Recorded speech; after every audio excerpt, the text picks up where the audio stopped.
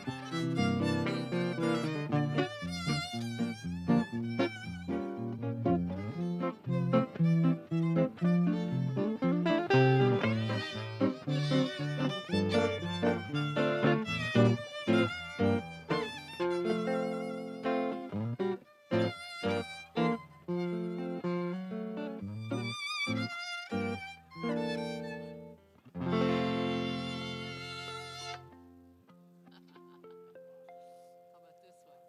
You want to try it, or is it? Do you want to do something better?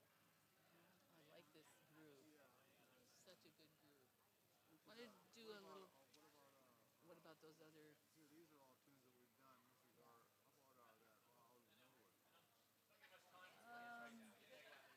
Something not too slow. Not too slow. How about that one?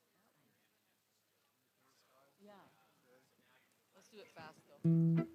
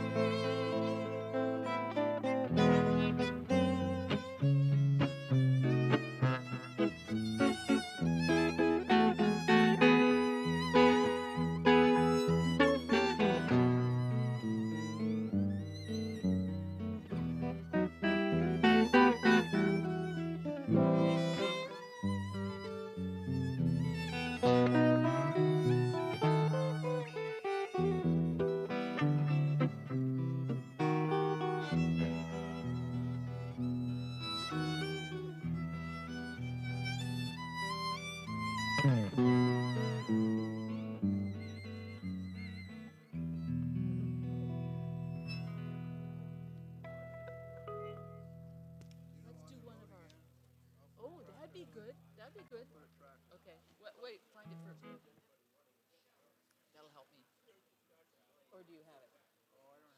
Okay, just play it. Just play it. I don't. Okay, chords would help. Chords would help. On the road again. I gave you some other little tunes too that we can go back to. Okay, I'm gonna move this. Let's get my little tunes. What? Okay, okay, okay.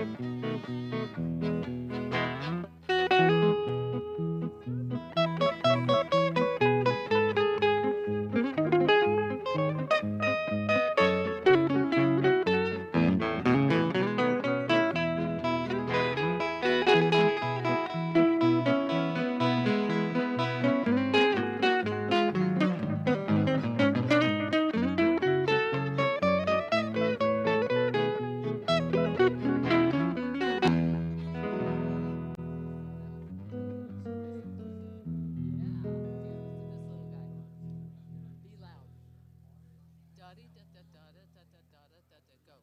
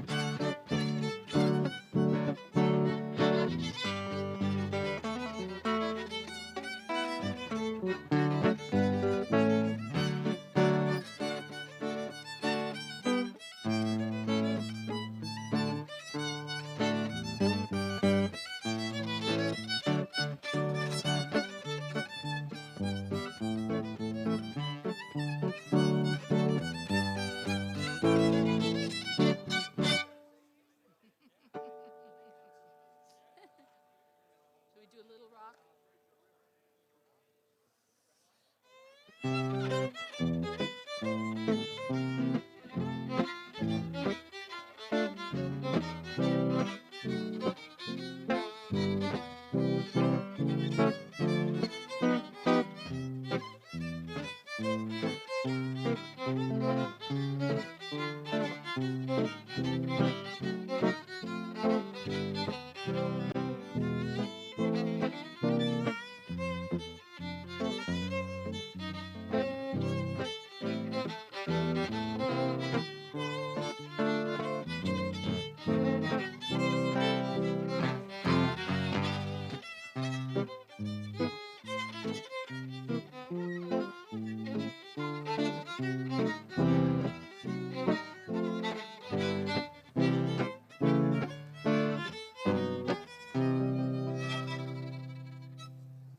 weird.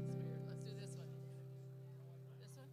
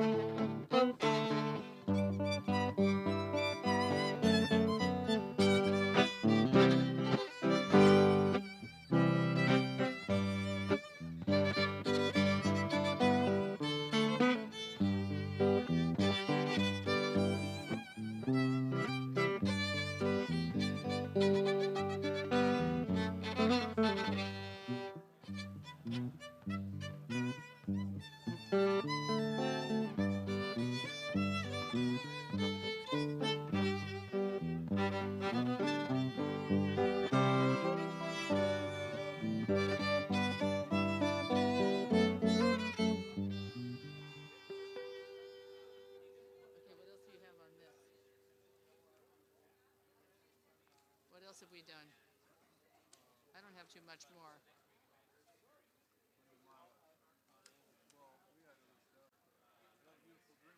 Yeah, okay. Well, that's not very upbeat, but we can do it.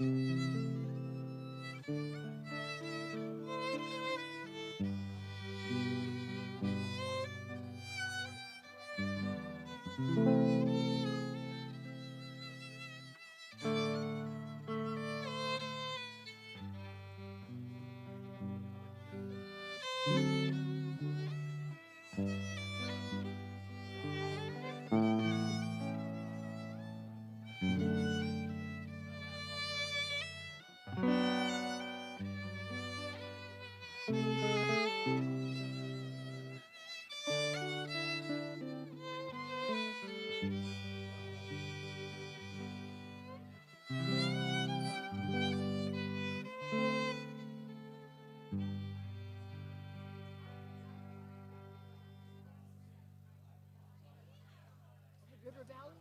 Or is that too sad? That's definitely. What about Rawhide?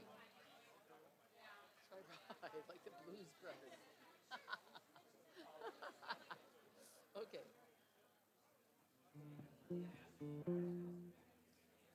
You start it.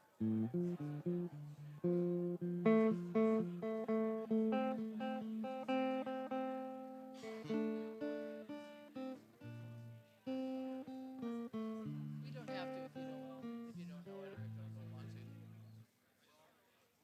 Nah, no. Okay, let's go back to the other one. The one that was right above it. Red River. Red River Valley.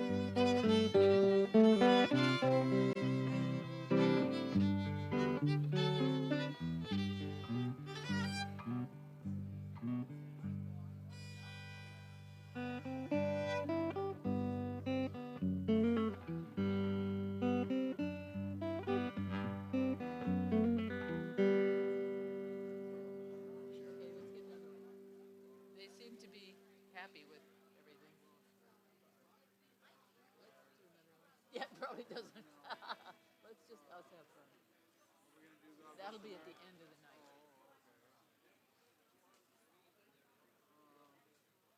Rocky Top? Do you know Rocky Top? No. Rocky Top. But if you know it, I can ride on it. There. Oh.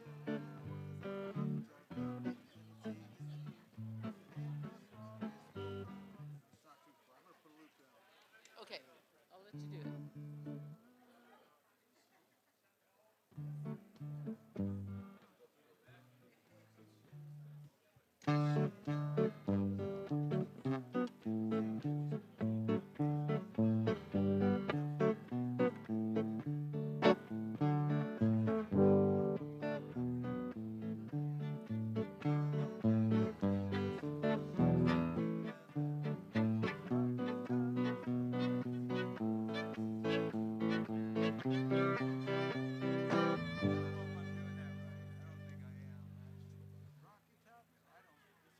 Okay, let's do something else. That was good. That was good. You got lots of them. Let's do something fast from the French stuff. You want to do that? Something from the French ones. They won't care. Sure, sure. Okay, go for it. Go for it.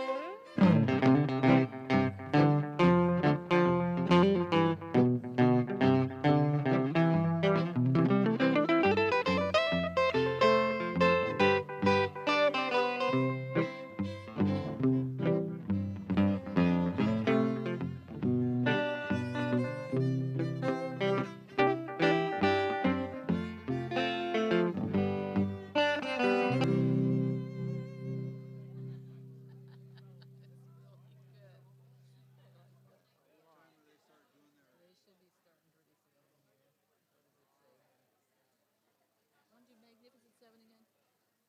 Magnificent Seven, you want to do that again? Or is that too much? We did it already. Okay, something else. Have any other movie themes that they would like? Ring of Fire? Do you do that one? It's okay. Let me see.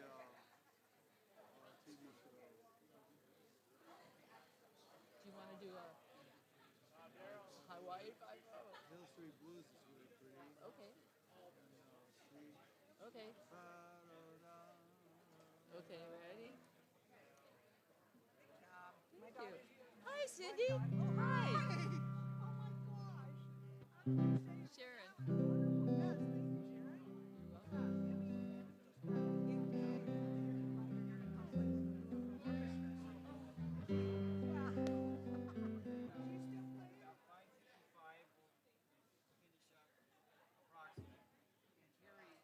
Oh, she's here after all. The anthem? Sure, we're fine. Yeah, just the normal. Oh, say, can you see? Okay. Well, B flat.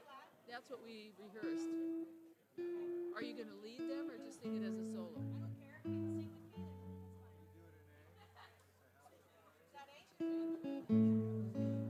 I sent it to you. I sent it to you. Rich Rorex. Yeah.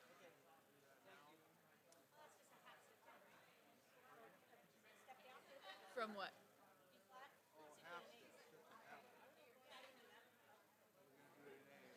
Okay, that's fine. You did it with me earlier. Well, I was A. I was an A. Oh, you were an A. Okay. All right. If you give me just like A little, yes. Yeah. Yes. No problem. No, no problem.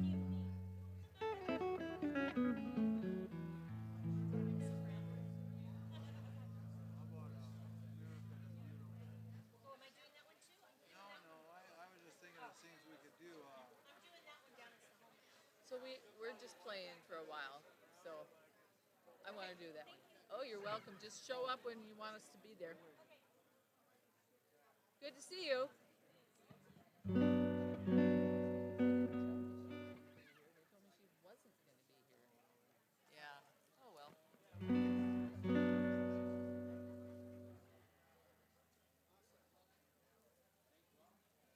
He's the manager of this.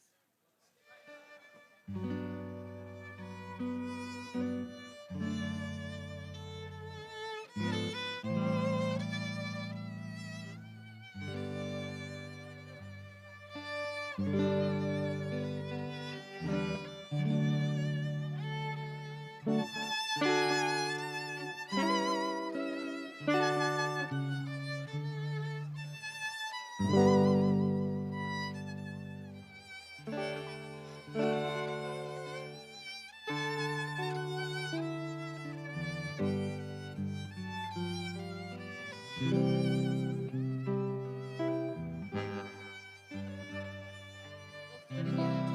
I take the melody. You take it, melody.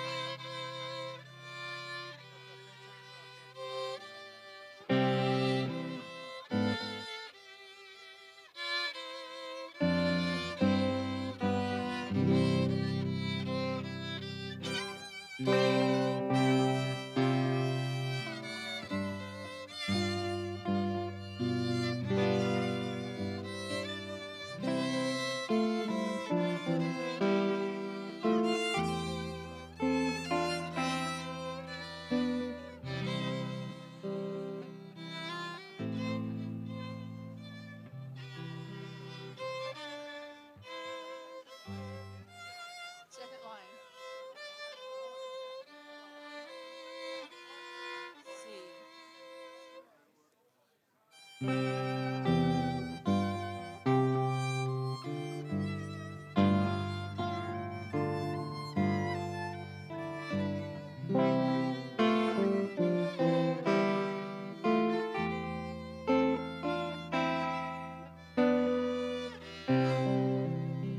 fine.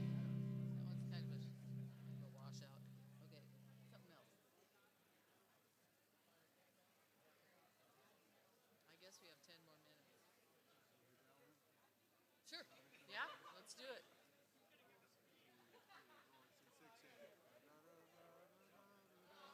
Why don't you vamp it for a minute? You want to lay down a track or not?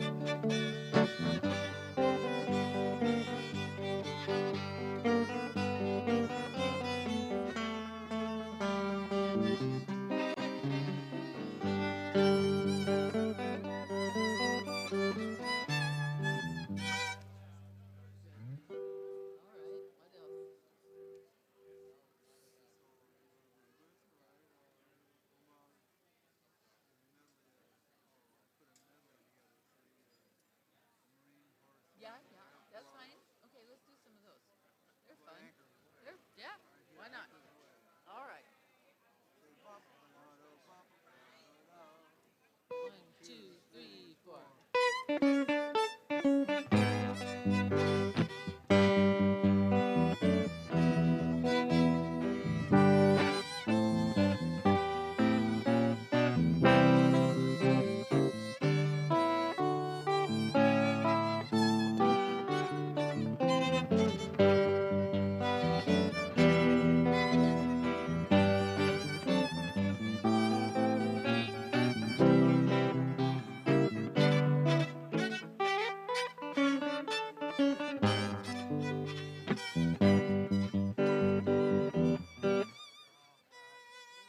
two, three, four.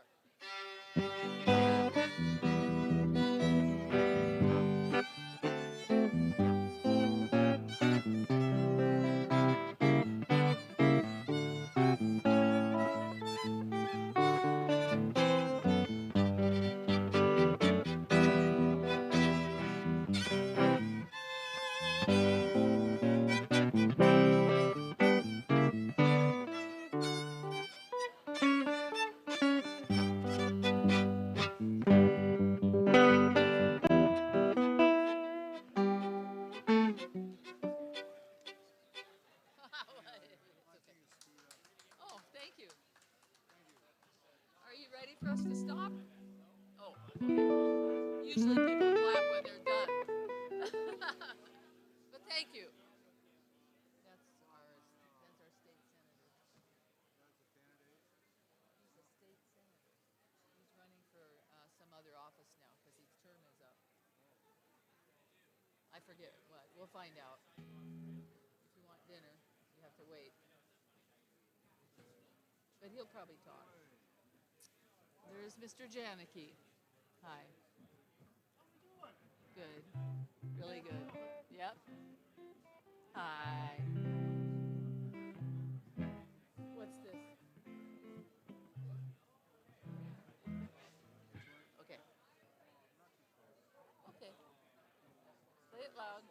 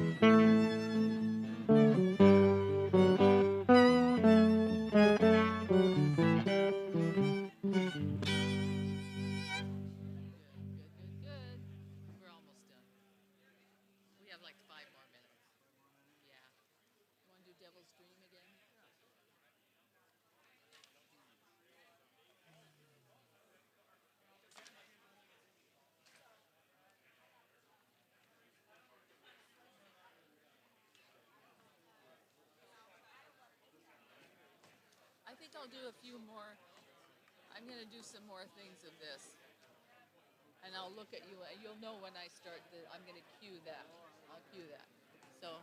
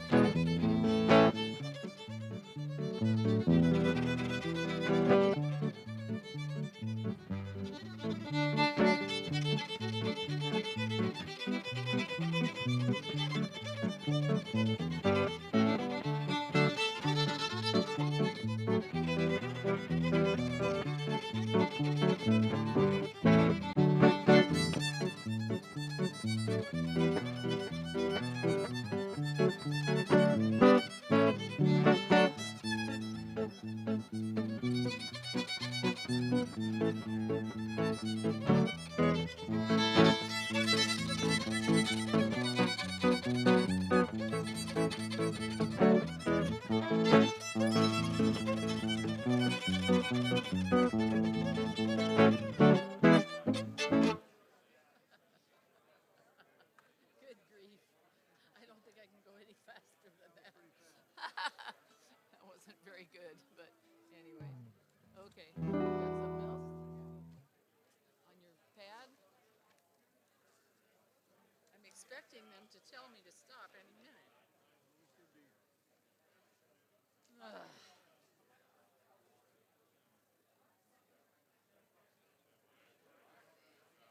Sharon and Rich story night.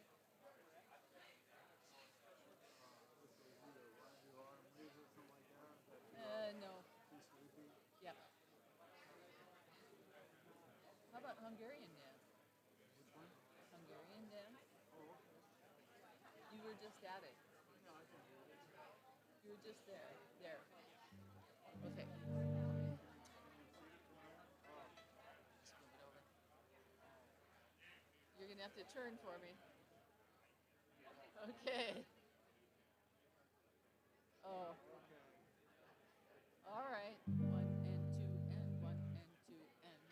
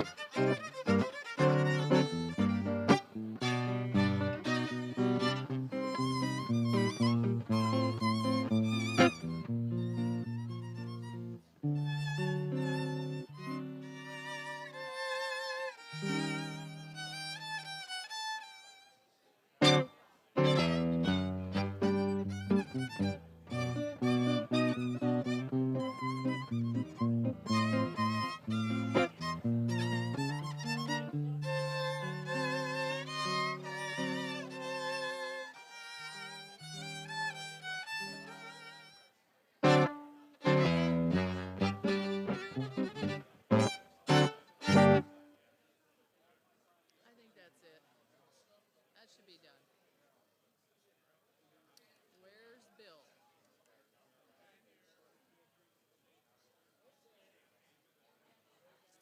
All the people on the stage are the bigwigs.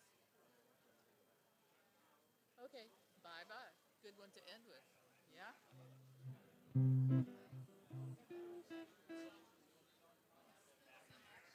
What do you need? What? Oh.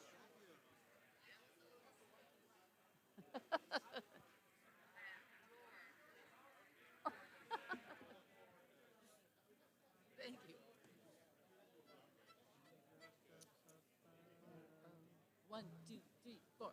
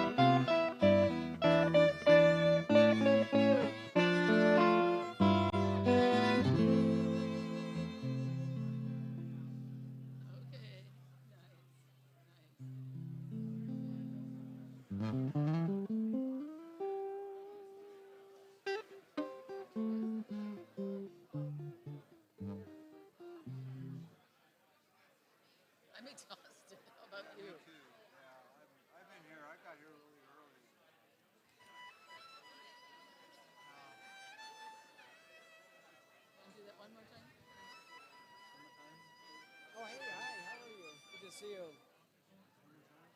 One more time. So The please take good, the good, the bad, and the ugly. Please They're take about to your introduce seats. the speakers.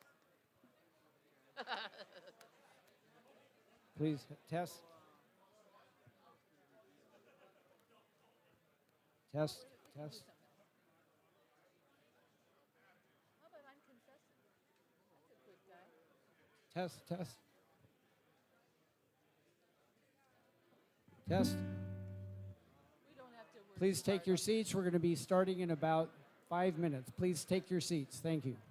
1, 2, 3, 4.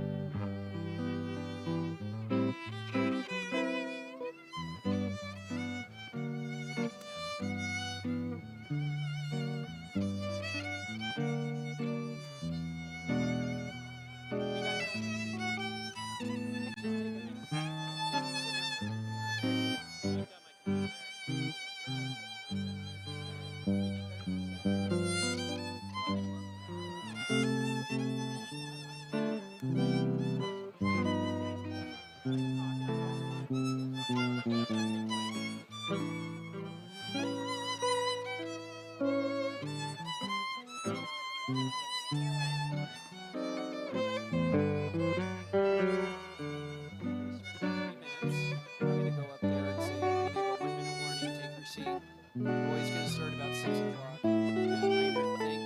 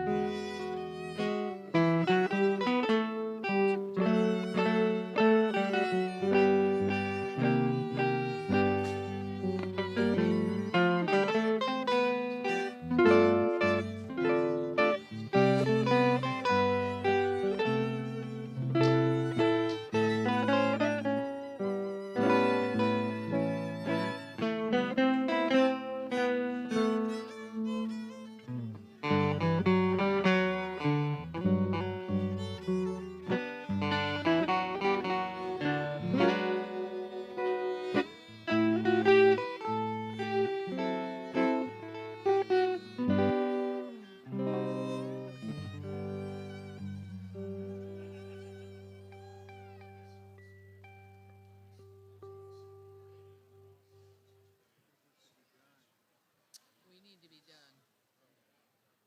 I'm hungry. You hungry? Let's see what else we got. Maybe I'm looking for our person that tells us when to stop.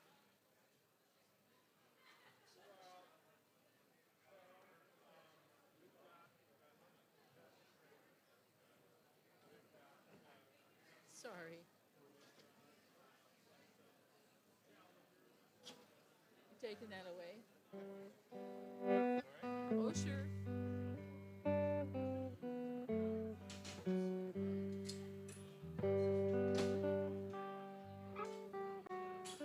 Please take your Eyelash seats. in my Please eye. take your seats. We're going to be starting in about 1 minute. Please take your seats. Thank you. We have to stay here till after the anthem. So they'll probably. Well, wait till after we play the anthem. Hey, it was fun today. Thank you. I already got some good feedback. So, yeah. Sure. So I already put it on Facebook. Okay, let's do it once because I think they're almost ready.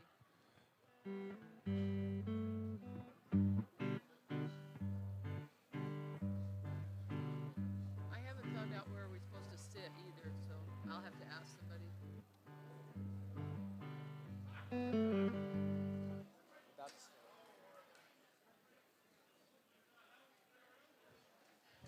How about a big thank you for the music, Sharon Peterson and Rich Roach. Thank you for the music up here. Beautiful. Thank you. My name is Bill Brook. I'm chairman of the Skagit County Republican Party. Thank you, everybody, for coming. We're going to be starting right now. Come on up, Pastor Roy. Can we have a big thank you to Roy and Amy Swihart for this beautiful venue? Doesn't it look beautiful tonight? Now, Pastor Roy, come up, please, for the invocation. Lead us in the invocation.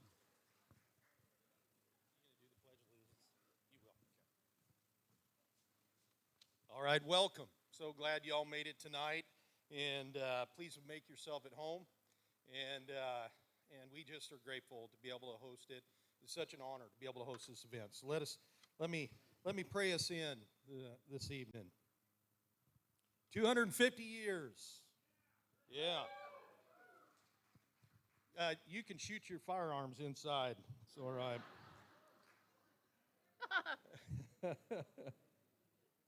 Heavenly Father, we come before you tonight with grateful hearts. Thank you for the freedoms we have so often taken for granted. The freedom to gather, to speak, to worship, to serve, and to participate in the stewardship of this great nation. Your word reminds us that blessed is the nation whose God is the Lord.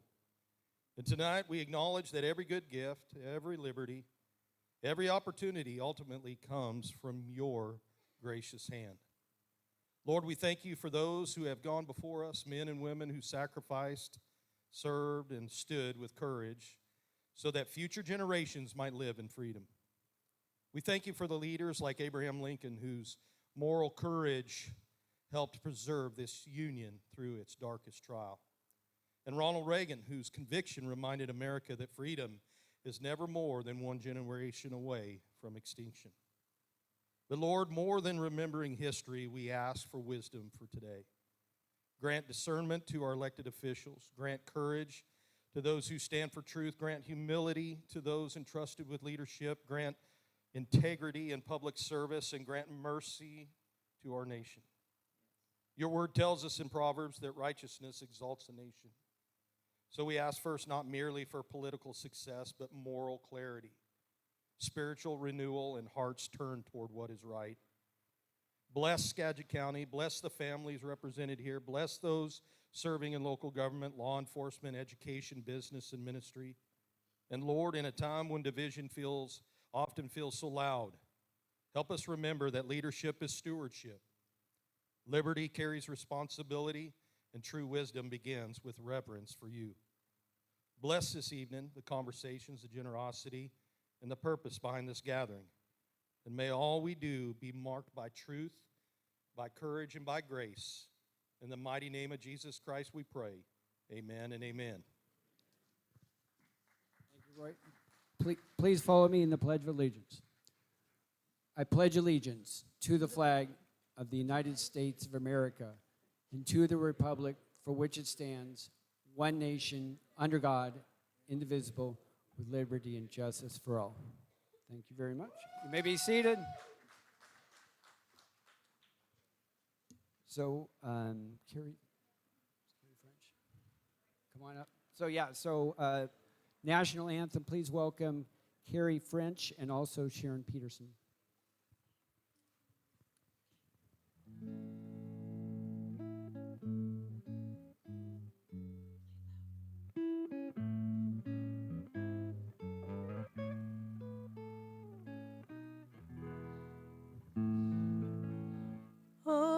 say, can you see by the dawn's early light what so proudly we hailed at the twilight's last gleaming, whose broad stripes and bright stars through the perilous fight o'er the ramparts we watched were so gallantly streaming, and the rockets' red glare, the bombs bursting in air, gave proof through the night that our flag was still there. Oh, say does that star-spangled banner yet wave o'er the land of the free, and the home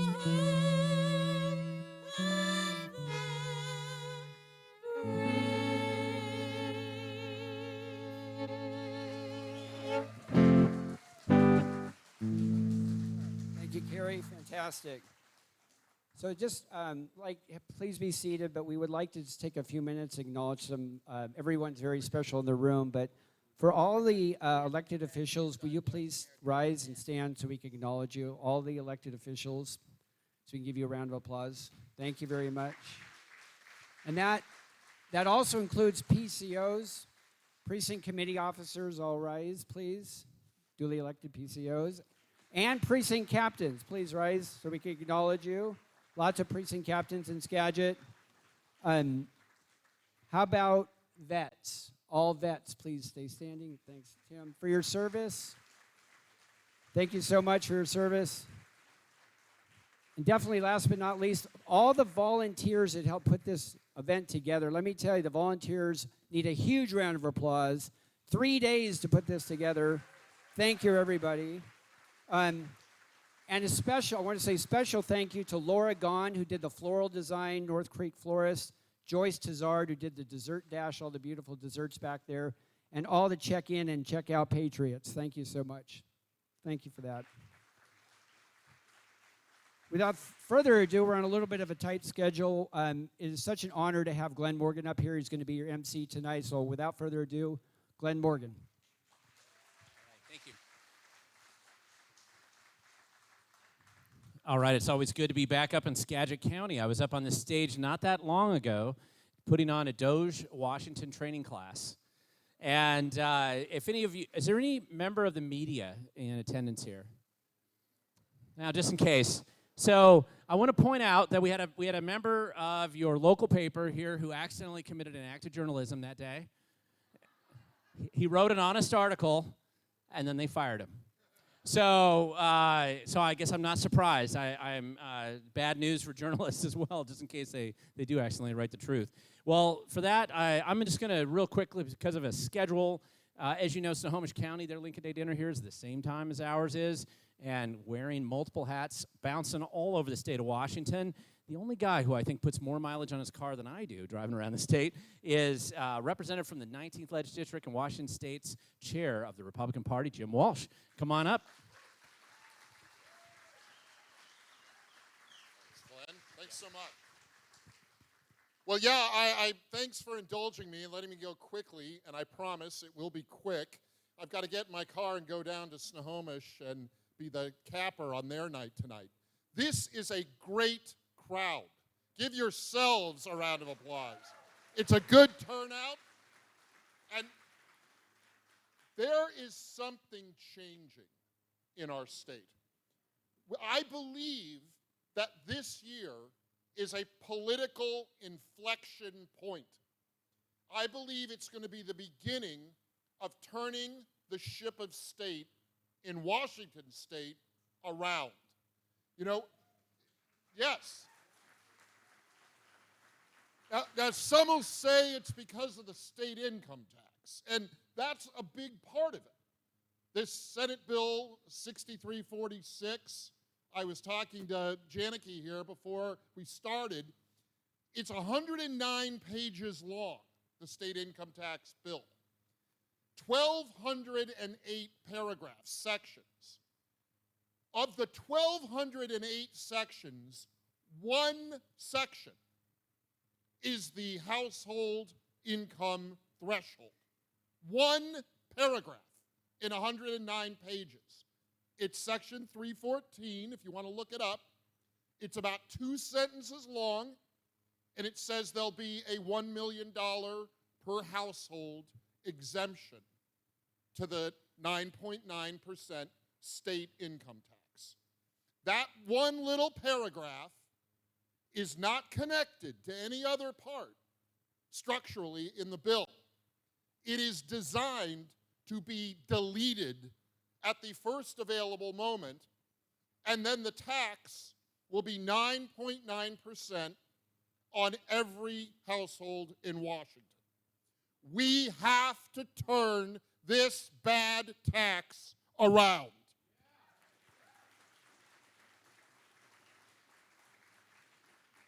And we will.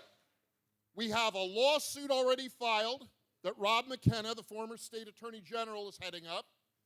We have an initiative already filed that the state party is working with Let's Go Washington to promote. And we have November. This November, there's going to be a lot on the ballot. There are going to be several initiatives. The one to protect girls' sports. We hope to get the voter ID one on there. And the repeal. So there are going to be initiatives. And remember, initiatives go to the top of the ballot. So when you hear people talking about the top of ballot issues, in our state, it's going to be fixing what's broken. Protecting girls' sports, restoring Parents' Bill of Rights, requiring voter ID, and repealing the state income tax.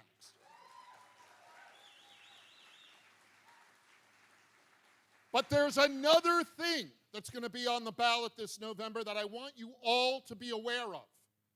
Because of an unusual combination of retirements, 5 of the 9 judge positions on the state Supreme Court are going to be voted on by you this November. 5 of the 9 are up for election. And we have reasonable people running for each of those 5 positions. At least one is here tonight. Dave Larson is here tonight. There he is. We are going to work harder than we've ever worked to educate people, to identify the good judges, good lawyers who are running for the state Supreme Court. Because, as you probably have read or heard or seen, the governor, the state attorney general, and that little fellow who heads up the state Senate for the Democrats were conspiring to create a test case before the state Supreme Court to change our tax laws here forever. They're counting on the state Supreme Court to be a captured entity. And we cannot allow that. The court needs to be independent and a check on the governor and the legislature. That's what the Constitution says.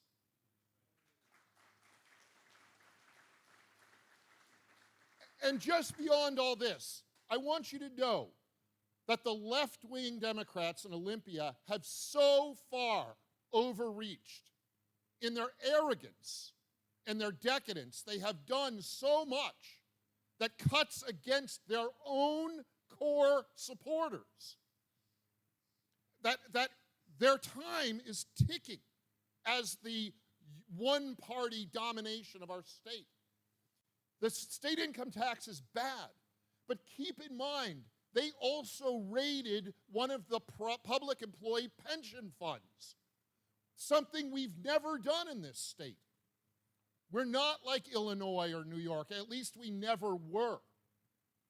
But they're following the path to bankruptcy that Illinois and New York and California are already on. We need to say no to that and protect what's good here in Washington. So have a good night tonight. Enjoy the speakers. Enjoy the food. Bid up the dessert dash because we're here to raise money for the county party. And know this is the year that Republicans and just people with common sense in Washington fight, fight, fight. God bless you all.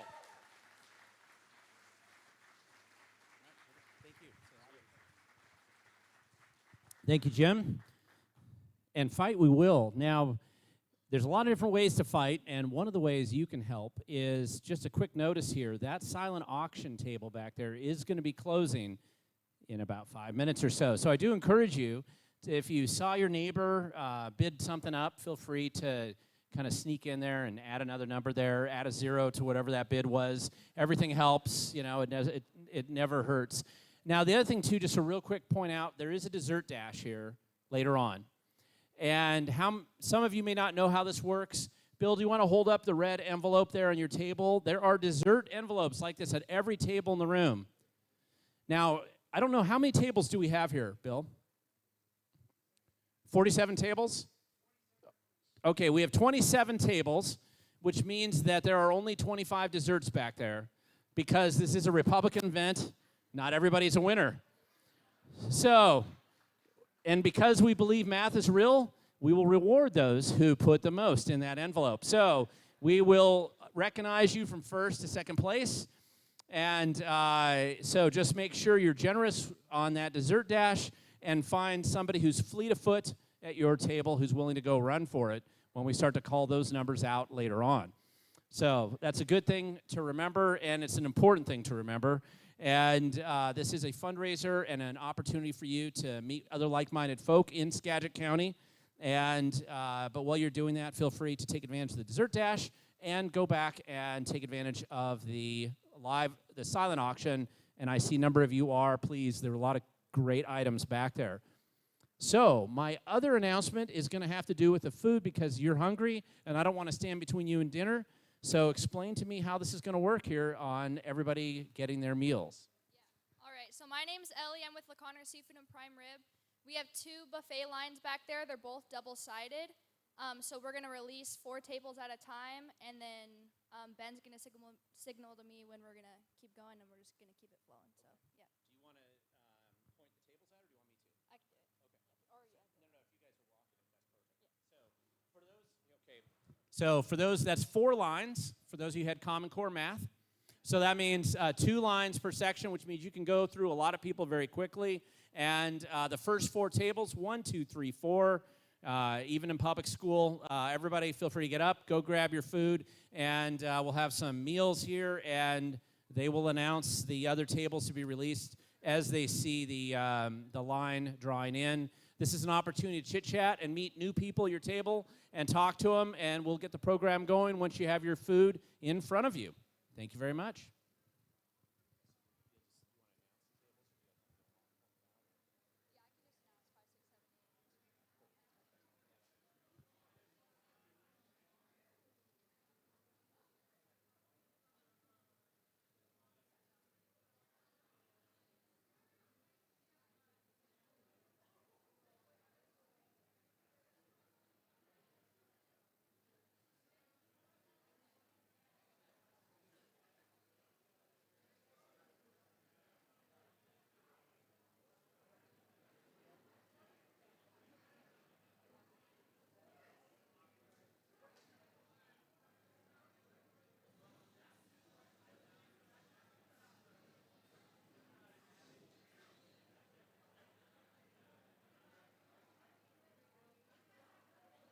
Alrighty, tables 5, 6, 7, and 8 can go ahead and head back.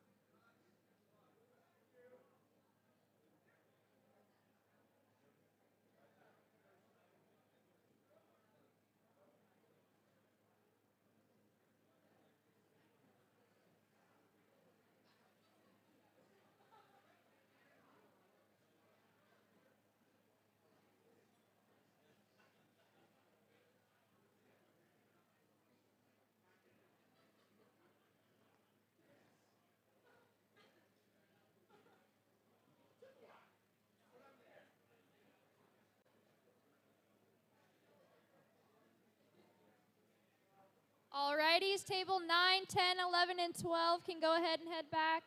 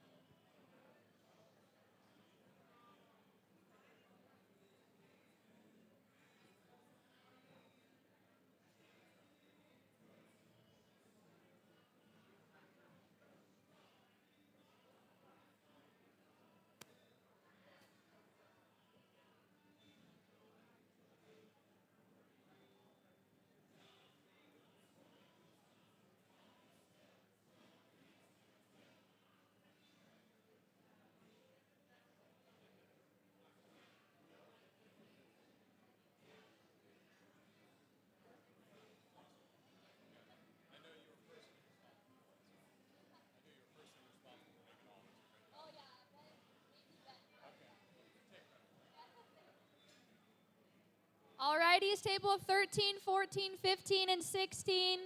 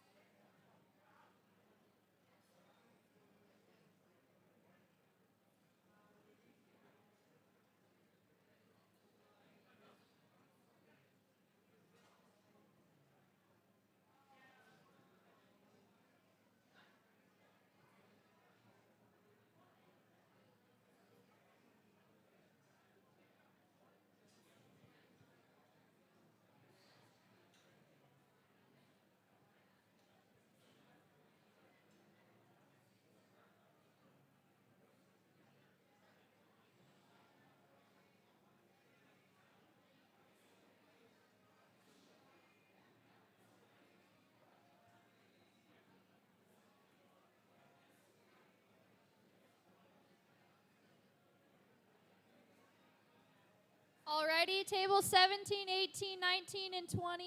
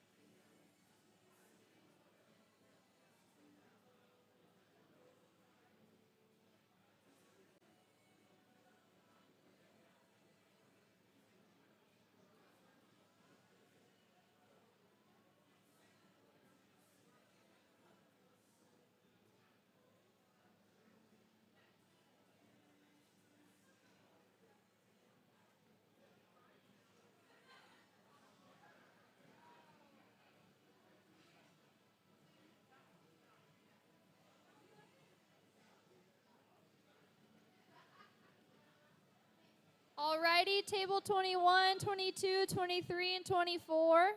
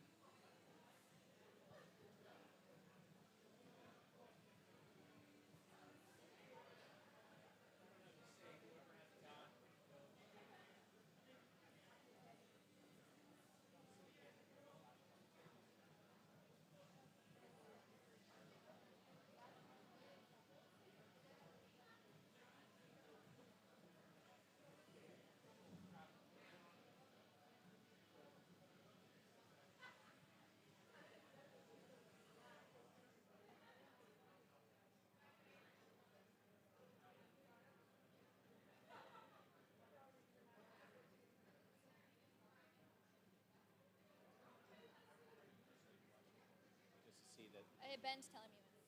Alrighty, and then anyone who hasn't got their food can go ahead and go back. So 25, 26, 27, and 28. Okay, everybody should be in line to get their meals back there. So if your table wasn't called or you weren't paying attention and you're just sitting there, now's the time to go and get the food.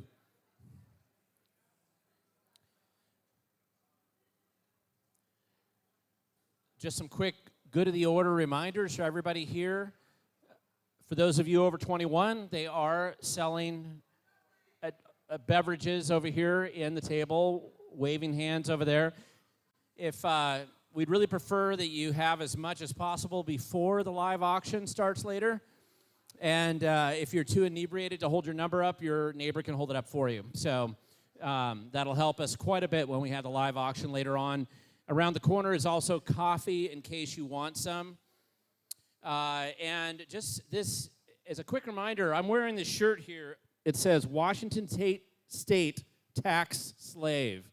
If you like this shirt, somebody liked it and they gave it to me, but I noticed they're selling them back there. It's a fundraiser for the Skagit County Republicans. So you can buy a shirt just like this and wear it to the grocery store when you're out clamming, when you go to meet your friends at the Wine and Cheese Club. It's always a good conversation starter and another positive view on the last legislative session that we had.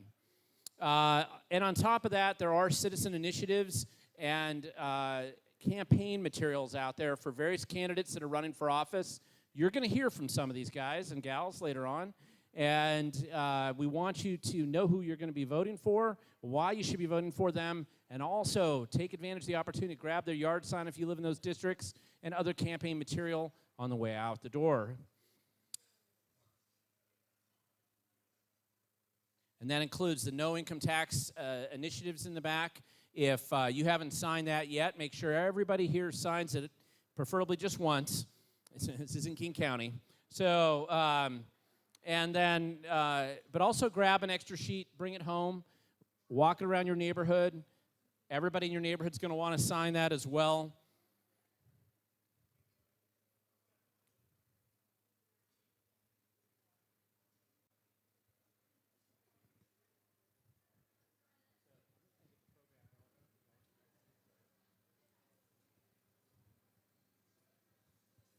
Okay, that's all the good of the order stuff I had. And then we're going to commence with the rest of our program here. Even though I know there's still a few people there in line getting their food, we don't want to waste any time, and your time's precious. So we have a full program here with some great speakers later on, and we'll be getting to them as quick as we can.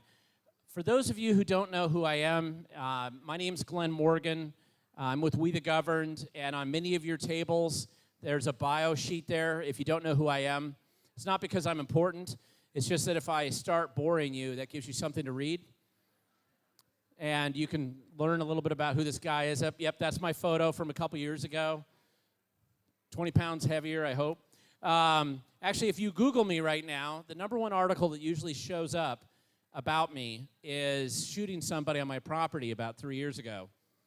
And, of course, the way the newspaper reported it was conservative activists involved in shooting.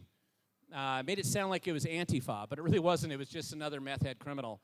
And there were several outcomes of that event for me. The most disappointing outcome was the guy did survive, unfortunately. And so he'll continue to plague the community as a 12-time felon. But however, one of the things that used to happen to me as an activist is I used to get a lot of death threats. And I'm sure that many of you who've been around Indivisible, the left, or Antifa, you're familiar with the fact that sometimes they get angry at those of us who actually report the truth or are willing to stand up against socialism in this state. And one of their common default things, kind of a Tourette syndrome thing, is to threaten to kill you usually or threaten to harm you in some way. And I will point out that a silver lining to shooting somebody, as it turns out, I haven't had a death threat in 3 years. Who knew? That is the path I encourage anybody else to go down to achieve that outcome, but it is something that I've experienced for myself, and I thought I would share that with you. I have a real quick thing to point out, too. I really appreciate the fact that we recognize the veterans earlier who stood. As a parent of 4 children myself, I have 2 now going to the Air Force Academy. And I told my kids that somebody needs to make sure those bombs hit their targets in Iran. And we got to make sure that we get the right kind of people in the military and make sure that it's a wonderful opportunity to get back to this country. But it also strikes closer to home when it's your own children who are going away. And so that was, my oldest daughter just had a chance to visit briefly on a leave for 4 days this weekend, and so it was really fun to see her come back from the Air Force Academy. And, it's freedom is not free. People sacrifice in many different ways all over the place in our country, and I think it's important to recognize their sacrifice and, frankly, do what we can on the home front to ensure that it's not in vain and that we do our best to expose what is going on and do our best to make sure we get good people into office. And ultimately, a lot of that starts with local elections. Now, I'm going to point out to you as a 5th-generation Washingtonian myself, somebody who cares a lot about the state, somebody who's not moving to Idaho, and somebody who's here to fight. I'm going to stay and fight. I know the Democrats are disappointed about that. But I will point out that one of the things that we have seen lately is there was an article that just came out recently in the city of Seattle. Normally, this time of year, there are about 4,600 homes for sale in Seattle this time of year. Last decade or so, that's been about right. And now, instead, there's 8,600. They've almost doubled the number of homes that are for sale in Seattle. Those are people moving. Those are people selling their big, fancy homes. Very few of them are Republicans. And many of them are leaving the state. And they're going to Idaho. And they're going to Wyoming and Montana and other places. And I want to point out that a lot of people, how many of you know somebody that's leaving Washington State or has left? Right? Most of us know somebody. So all the activists, I usually go around and train activists in Washington State, but lately, because there's enough Washingtonians that have moved to these other states, now I'm getting invited to go train them there. And what we're finding is that they thought they escaped a lot of the problems from Washington, and they're uncovering and exposed to the same problems they thought they ran away with when they moved there. I had a friend that moved to Laramie, thought he got away from the homeless camps, and they turned the hotel half a mile from his house into a homeless camp. Laramie, Wyoming.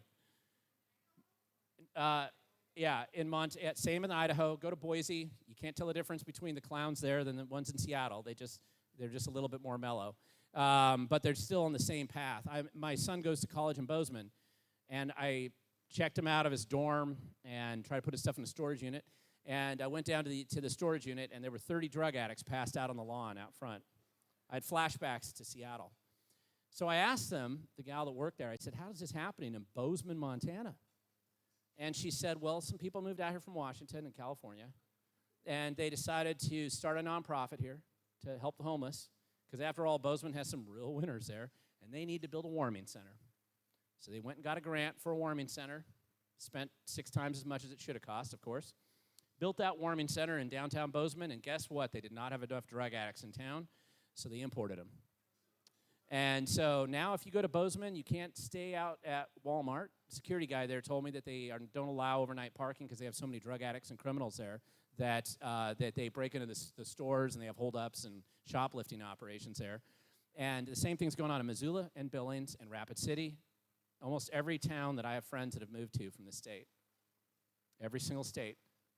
The challenge is that bad ideas that might germinate in a place like Seattle or Evergreen State College, some place like that, they spread like a disease, and they don't just confine themselves to one place. They spread and they move.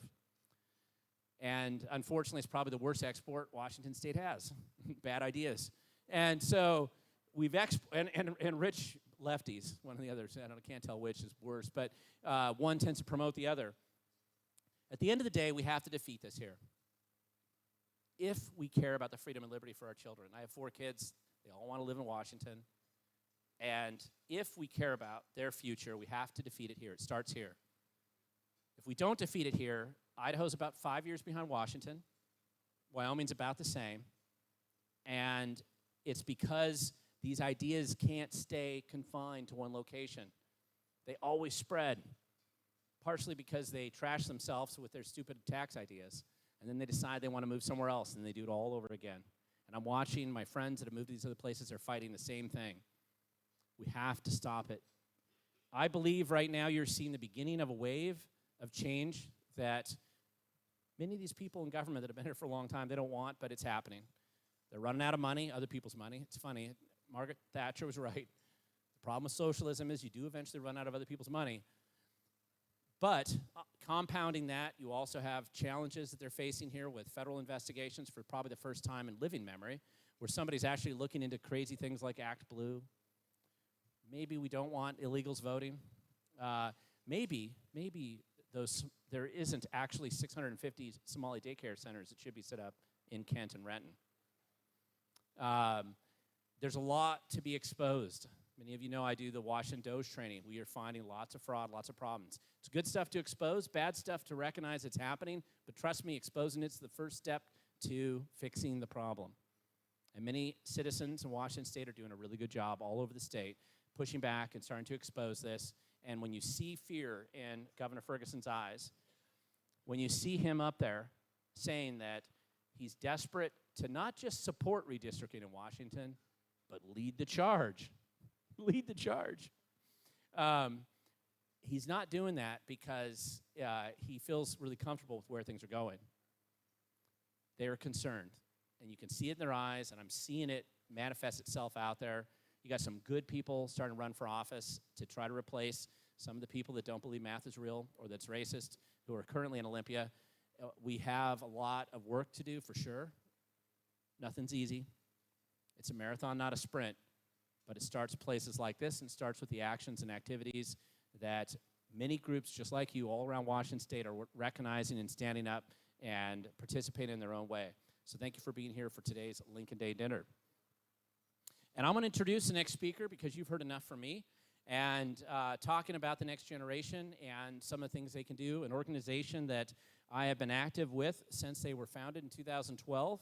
And I'm going to bring up to the stage Ruby Ruiz, who is the Washington State TPUSA Director, Turning Point USA.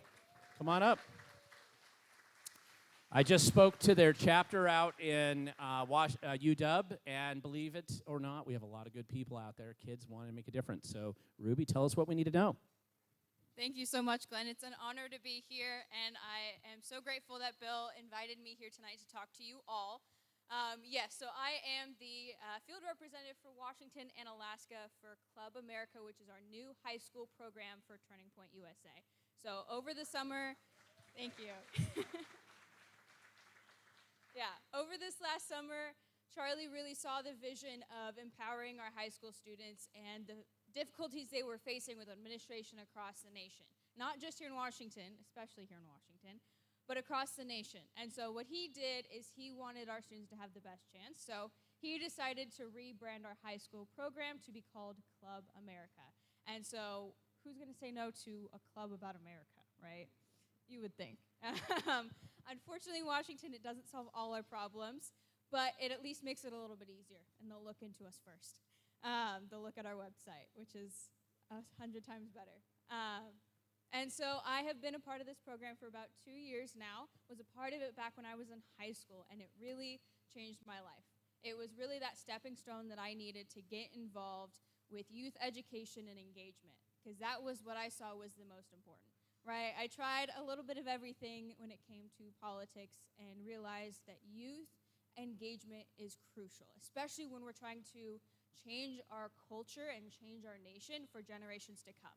Right? Because it's one thing to change this next election, to do the next one, but we need to make a shift and a change for each of our grandkids, our children, and our great-grandkids, right? It's about the future.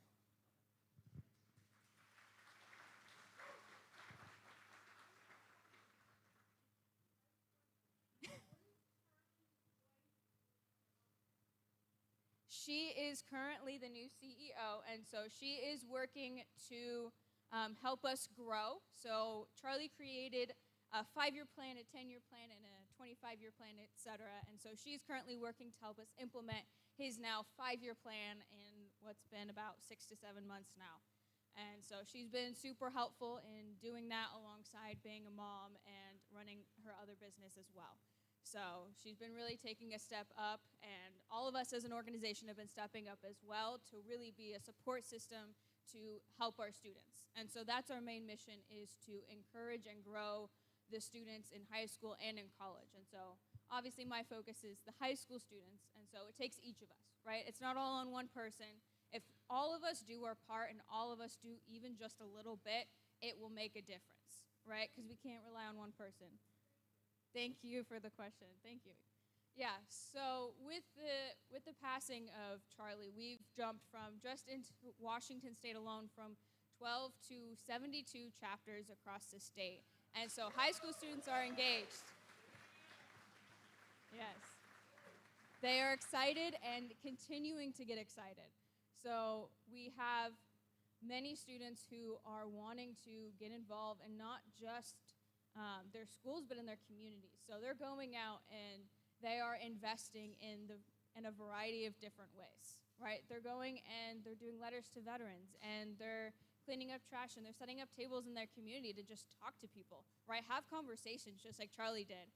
I know especially in Snohomish County, just below this, there is a chapter in Lake Stevens, and they go around the county and just set up tables at parks. And they'll have conversations. They've had beautiful conversations, not just about, common sense and activism, but going into salvation and the gospel. And so they've had a great success, and I'm very proud of them. But we have been doing amazing work there, and it's so important to engage our youth.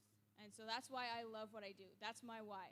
And so when I first started, actually, I had a chapter at West Seattle High School, and it was 3 senior football players that started it. Really weird, I know. But they were so excited. They got their activism kit that we sent them with all the buttons and stickers, and the president opened it up, and he sent me a picture, and he said, "This is the most patriotic that I've ever felt in my life." And I was like, wow, that's what we need. So that's why I do what I do, and that's why we have our organization as we do, is to encourage these students, because they feel so discouraged and disconnected with social media and all the fighting and all the confusion. They just say, "I'm out."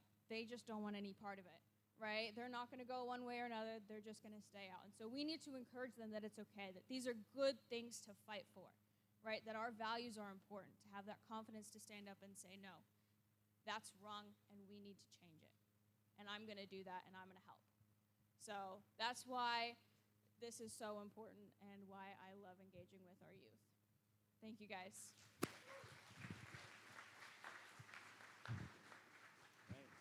Ruby, thank you so much for being here. I love Turning Point USA, and I think it's such an important job because we need more and more people there on college campuses. Before I was banned from the Evergreen State College, in my last presentation I did there, I remember to a classroom, we spoke for 2 hours Q&A, and this girl gets up towards the end, and she said, "I'm a senior here at Evergreen State College. It's my 6th year here, and she said, "How come I have been here this long, and not a single concept that we've discussed today has ever been mentioned to me by a single professor since I've been here?" So that was why I got banned from Evergreen State College. But it's a reminder that they aren't getting the message, and anything we can do to get them the message out there is very important.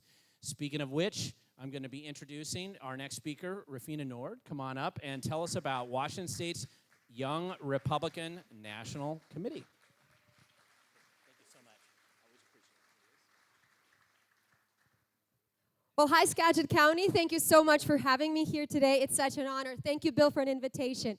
For those of you who don't know me, my name is Rafina. I'm the Washington State Young Republicans National Committee woman, and that is my volunteer position. And on the day side job, I actually work at a church where I manage our community outreach, our marketplace, and our government engagement. And so if you hear me cite scripture, don't worry, it's not a sermon. I promise you, it just comes with a job hazard. So But that being said, as you can tell by my accent, I was not born in the United States. I actually my family moved here from a post-Soviet Islamic country.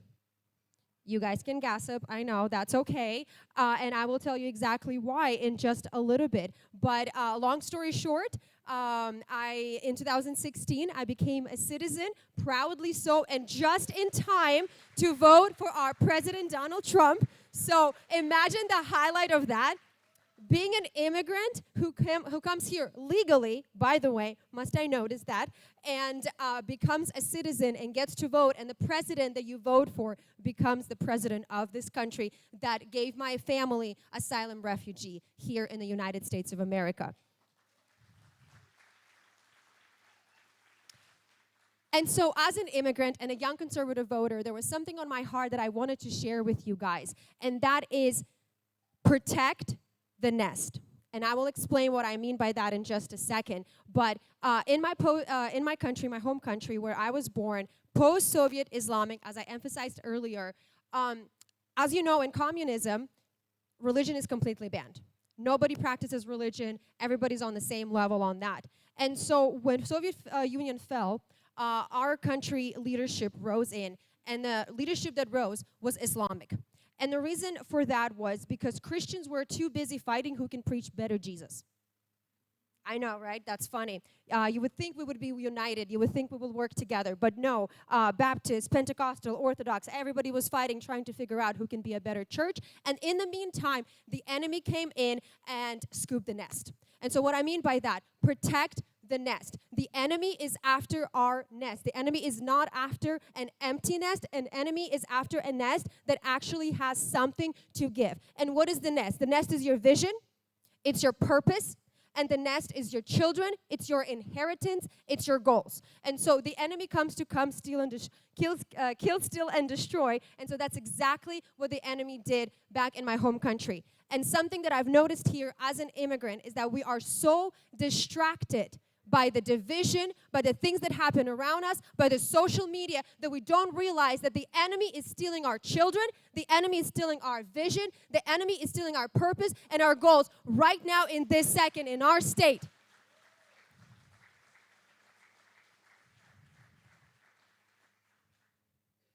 And so, my friends, what I want to tell you is that you must protect the nest at all costs.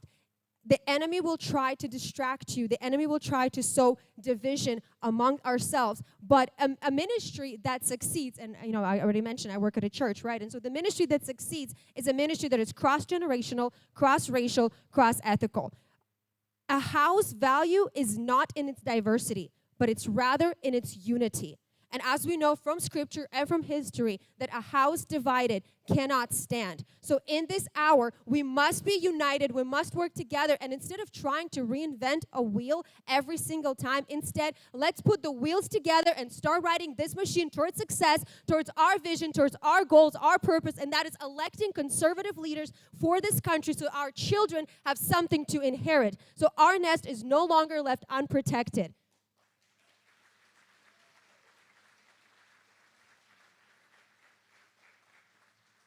So that's all I have for you. Protect the nest. Thank you so much. Thank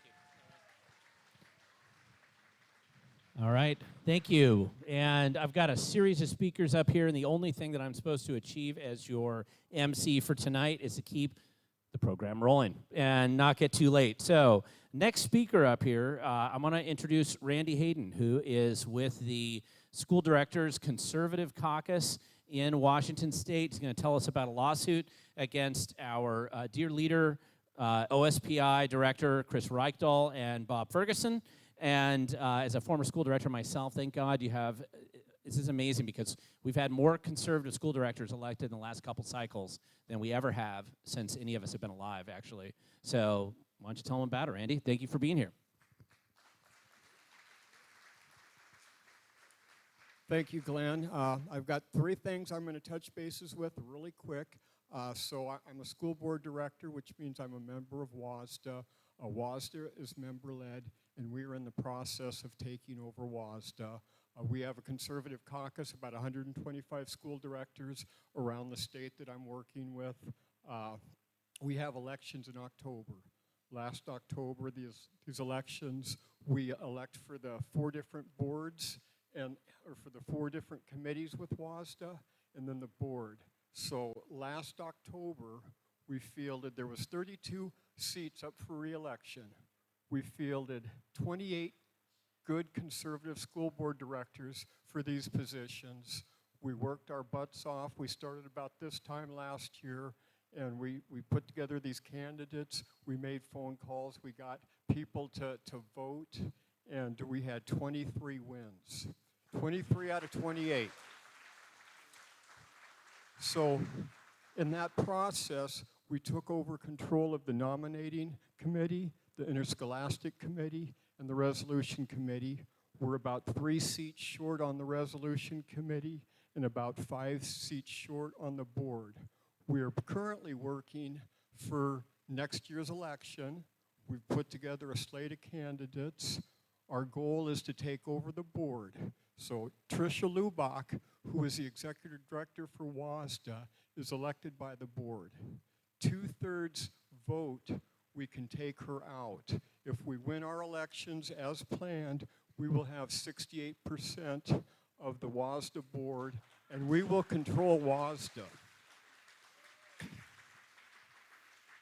So then, as Glenn had mentioned, the lawsuit. Yesterday morning, I was in Thurston County Superior Court.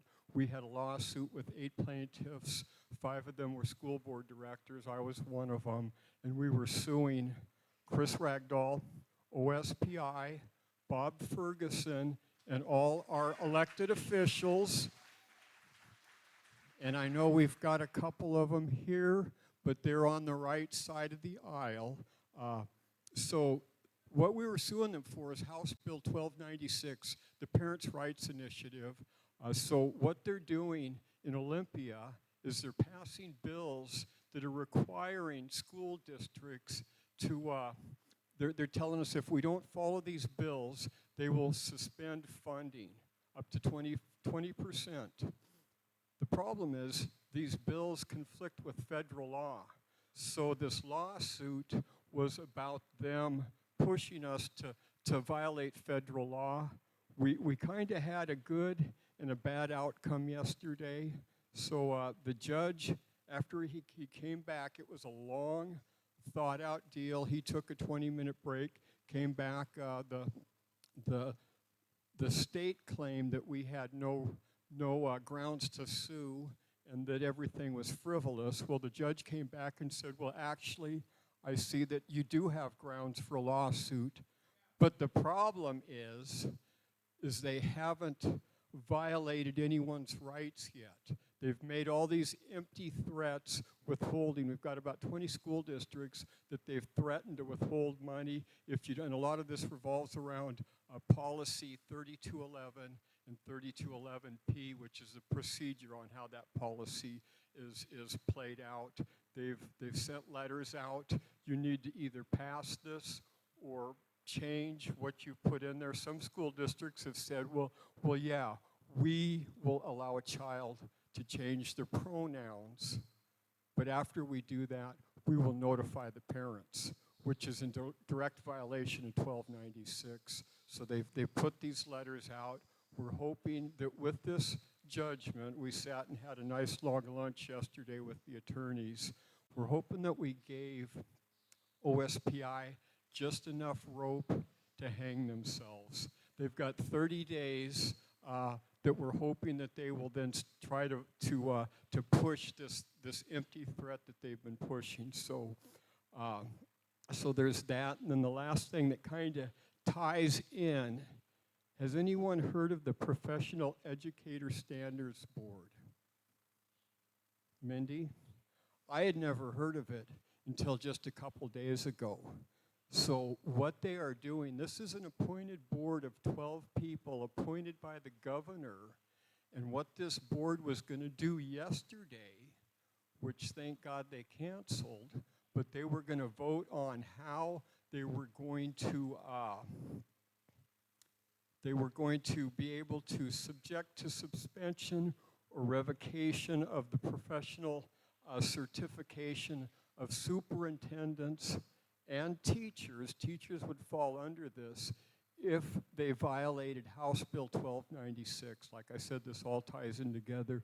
Now, for a superintendent to lose their certification is not a big deal because you don't have to be certified to be a superintendent.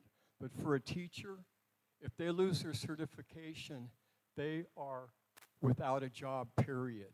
So this just got leaked out 3 days ago. I sent it out to our conservative caucus. There was a whole lot of ruckus going on, and at 11 o'clock yesterday, they were supposed to vote on this, and they decided to table it. So we're doing a lot of good things with the schools. You know, this is about our kids, and we're going to take our schools back.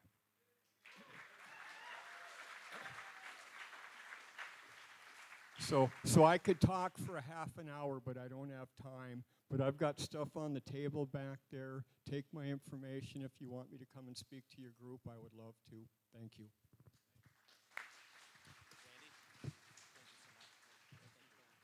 Thank you, Randy. We've had some really good news in the School Director Association front, and I know that Chris Reichel is not happy about it, which makes me happy. So next phase here, we're going to have a couple of the good candidates here that are running for some of the legislative positions that you can vote on here in Skagit County. And the first one up, and I'm just going to caution them and the next handful of candidates, 3 minutes. That's it. You need to be able to speak in 3 minutes. Tell us why we need to vote for you. And coming from the great island of Orcas, Cindy Carter, come here and tell us why you are running for the legislature.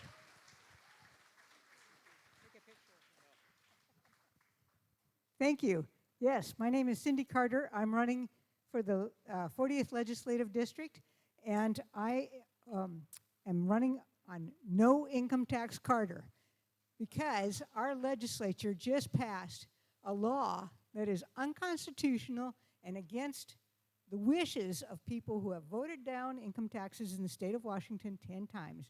You all know this. But the thing is, they are no longer representing us. We're no longer a representative democracy. You can say democracy, republic. They have turned us into a dictatorship or an oligarchy, which is a rule by the few. And that cannot be.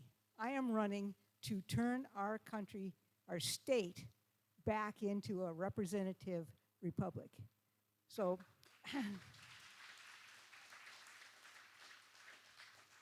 I was born and raised on a farm.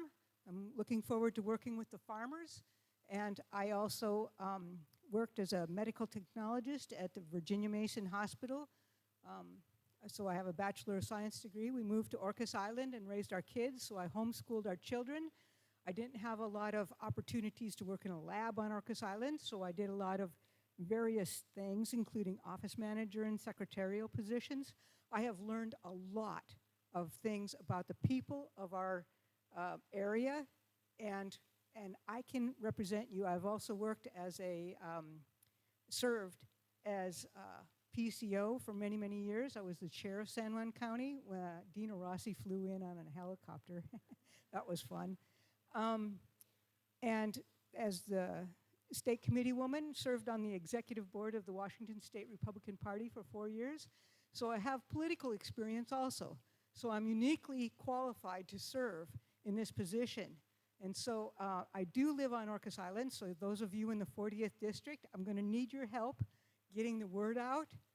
I'm not over here as much as I would like to be to candidates, so help me out with that. I need your support. Thank you so much.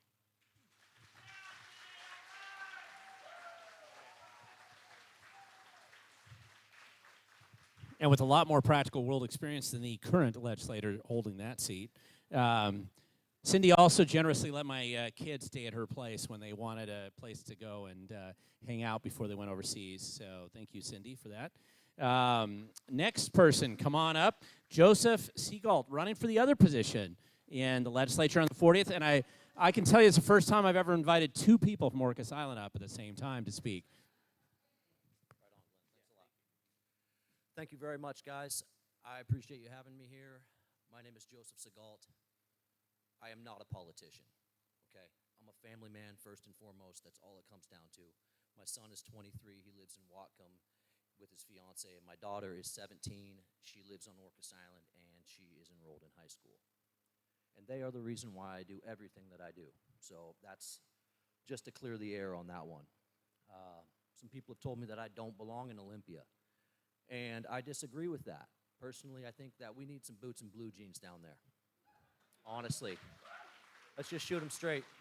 We need honesty and integrity, and I don't have some sort of pre-canned speech or anything that I need to tell you guys. If I'm already here, I believe that we're all like-minded, okay? We need common sense. We need people that can put two and two together and not come up with furry or orange or some that doesn't make any sense at all, okay? That's what we need.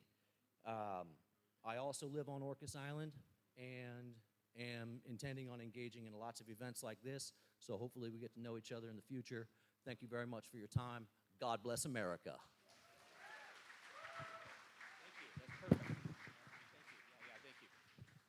All right, Tim Hazlow, come on up here. And listen, this is important because we need to be supporting good candidates running for office, willing to take a stand, sometimes even if that means at risk to their career, everything else. So tell us why we need to be voting for you, Tim, in the 10th Legislative District.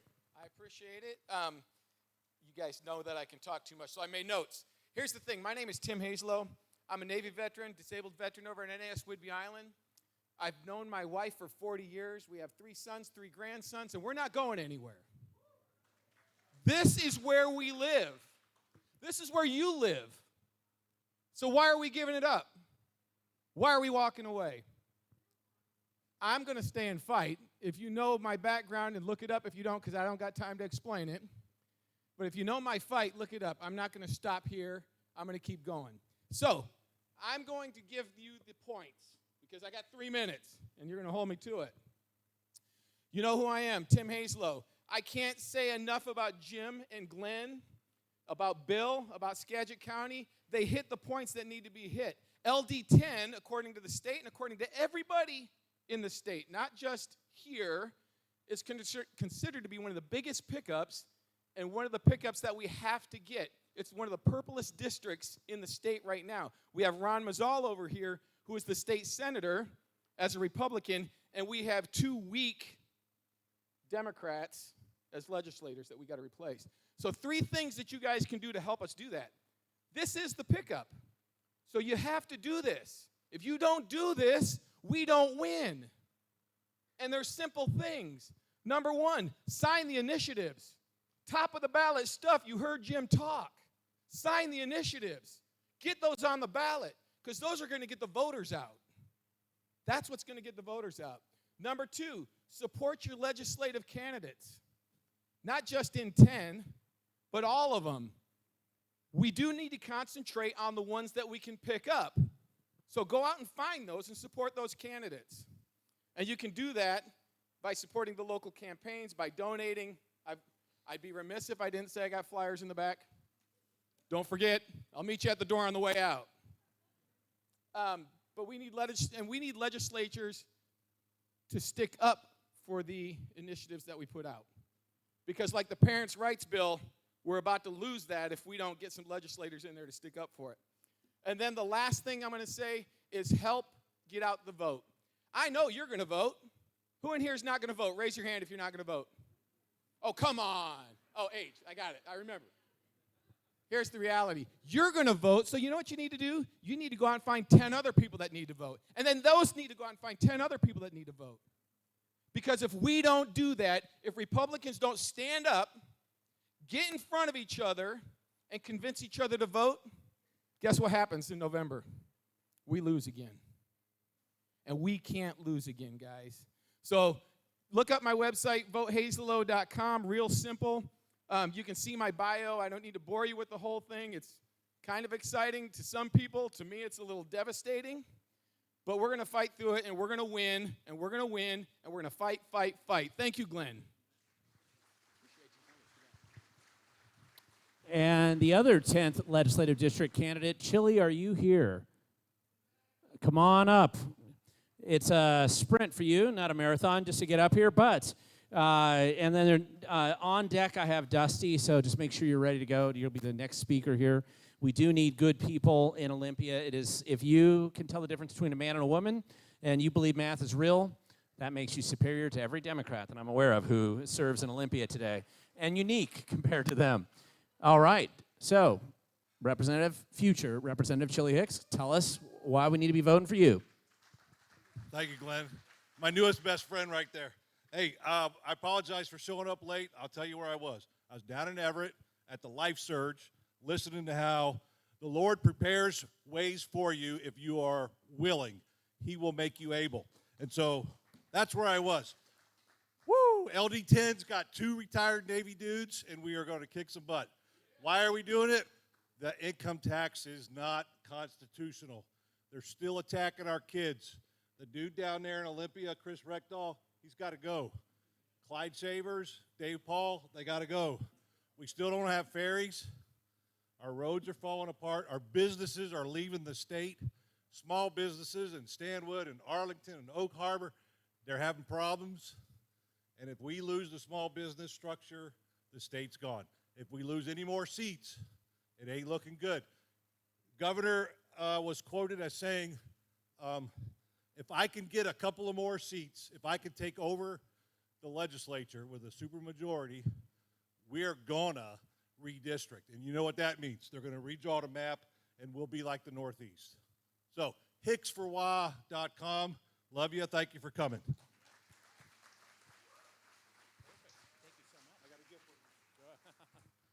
Now, that's what I like. You don't have to take 3 minutes. But, and we know who we need to vote for. These are the guys. You're going to see them here. Meet them afterwards. Come on up, Dusty, and tell us why we need to be voting for you in the 39th Legislative District.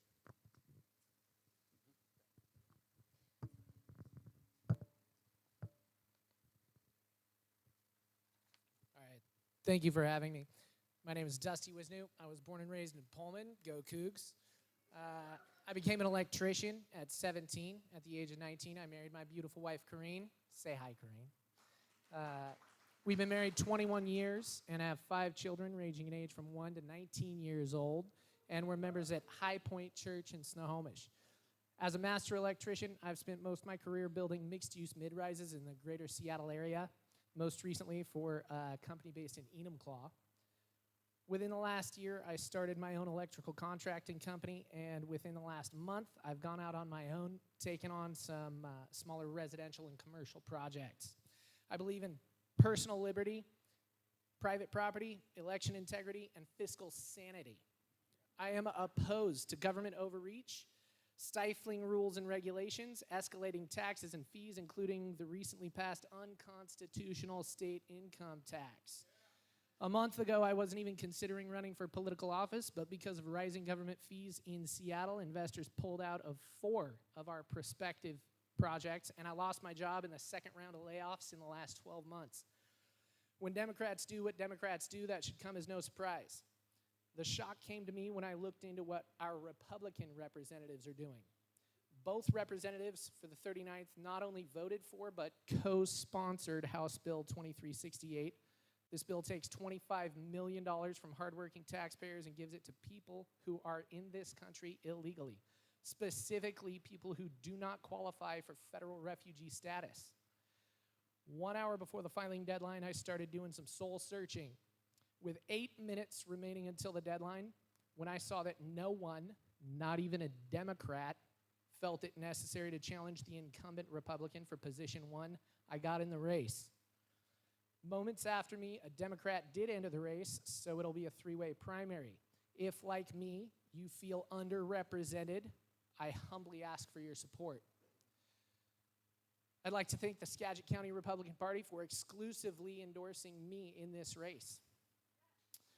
I've also requested the exclusive endorsement of the PCOs of the 39th Legislative District, but Dwayne hasn't gotten back to me yet, so I don't know how that vote went.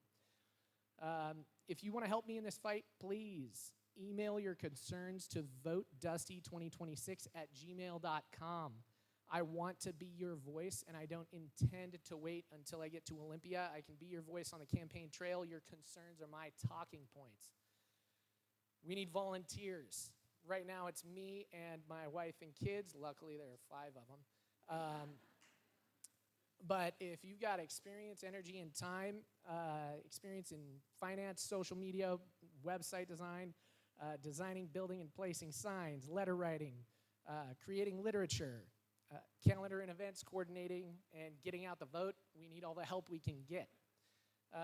You can donate. I've got some envelopes on the table back there. You'll be able to donate online at dustyforstaterep.com in a couple of days when we get it up. Check in a couple of weeks at the county office in Mount Vernon if you'd like to grab a yard sign. And please tell your friends to stop moving away and stay and fight. Washington State is worth it. I'm Dusty Wisnu. I'm running for State Rep LD 39, Position 1. Thank you for your time and support. God bless you, and God bless our beautiful state.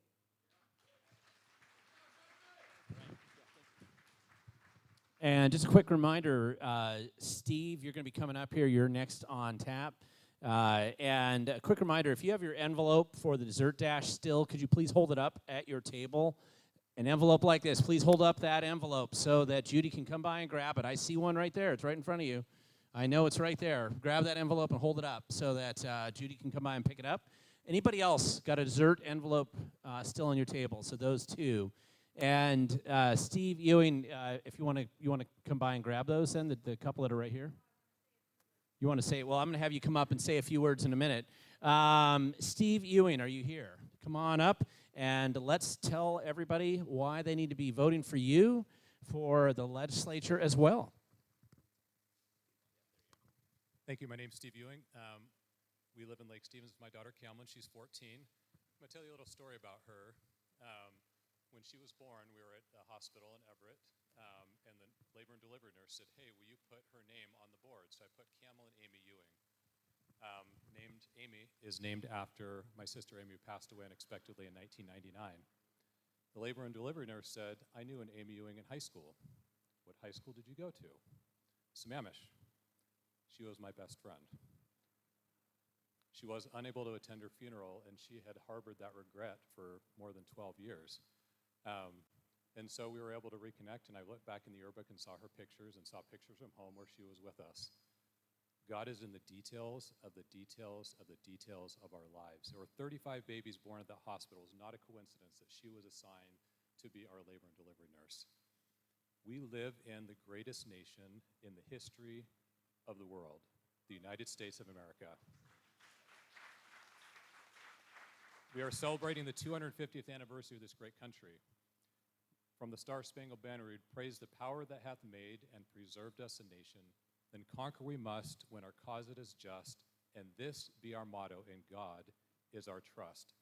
And I trust that in God we can do great things. So what great things can we accomplish? Not only in my race, you can learn about race. Everyone's talked about the issues. I'm not going to talk about some of the things. I will say that public safety, we have the lowest police officers per capita, and our farmers get paid the lowest of any of the 50 states in America, which is despicable, and we need to change that. So I'll just leave those 2 things for you there. So as has been said, Jim Walsh and Glenn Morgan, you guys nailed it. We need to flip 1, 2, or all 3 of the representation, the House, the Senate, and the governor's mansion. What state has done that recently? Anyone know?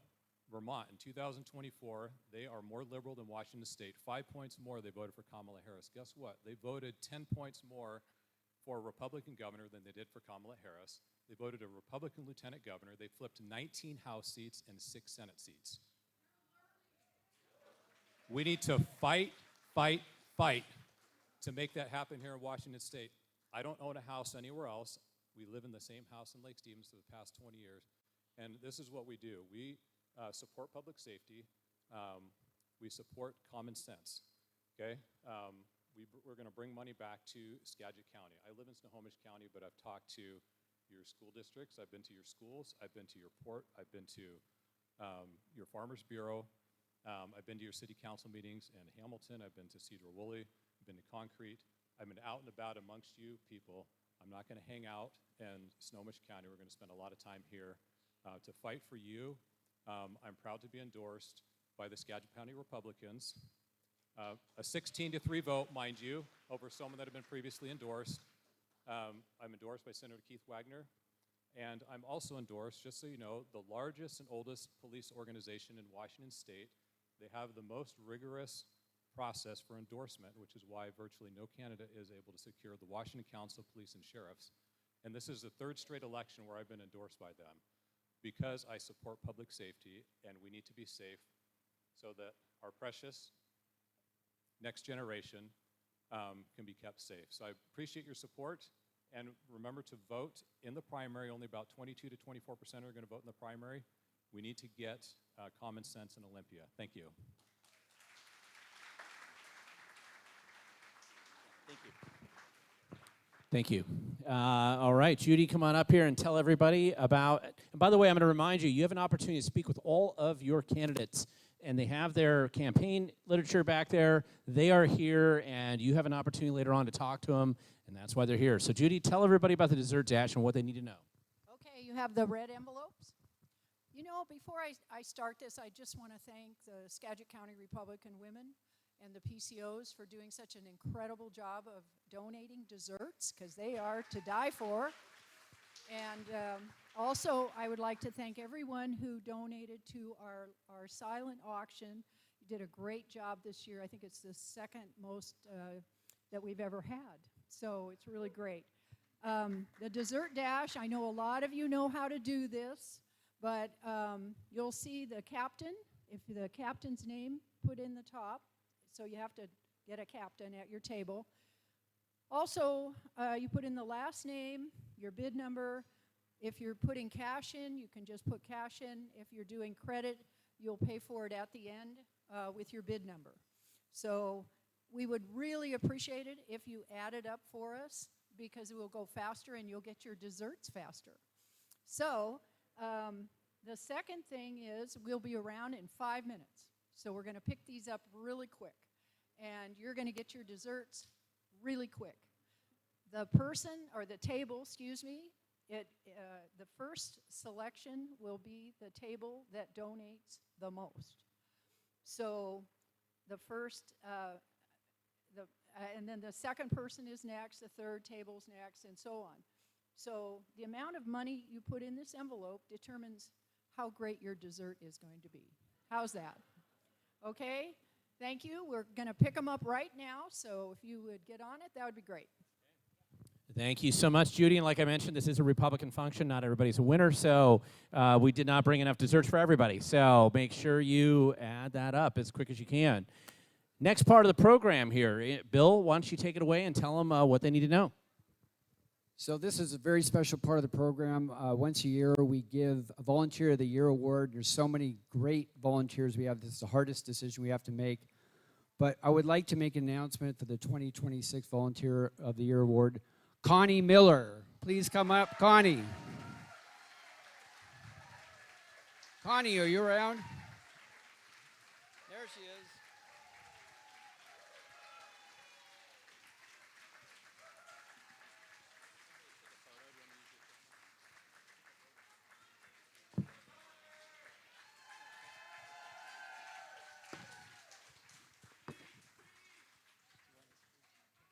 Thank you, Bill. Thank you so much. Okay, thank you. All right, we have to document this for history. Thank you. Thank you, everyone. This is unexpected. And once again, I want to say that although I get to stand up here and receive this award, there are so many people that make me look good every month at our Republican women's meetings, and you all know who you are, and I am grateful for each one of you, and I'm proud to be on the team. Thank you so much.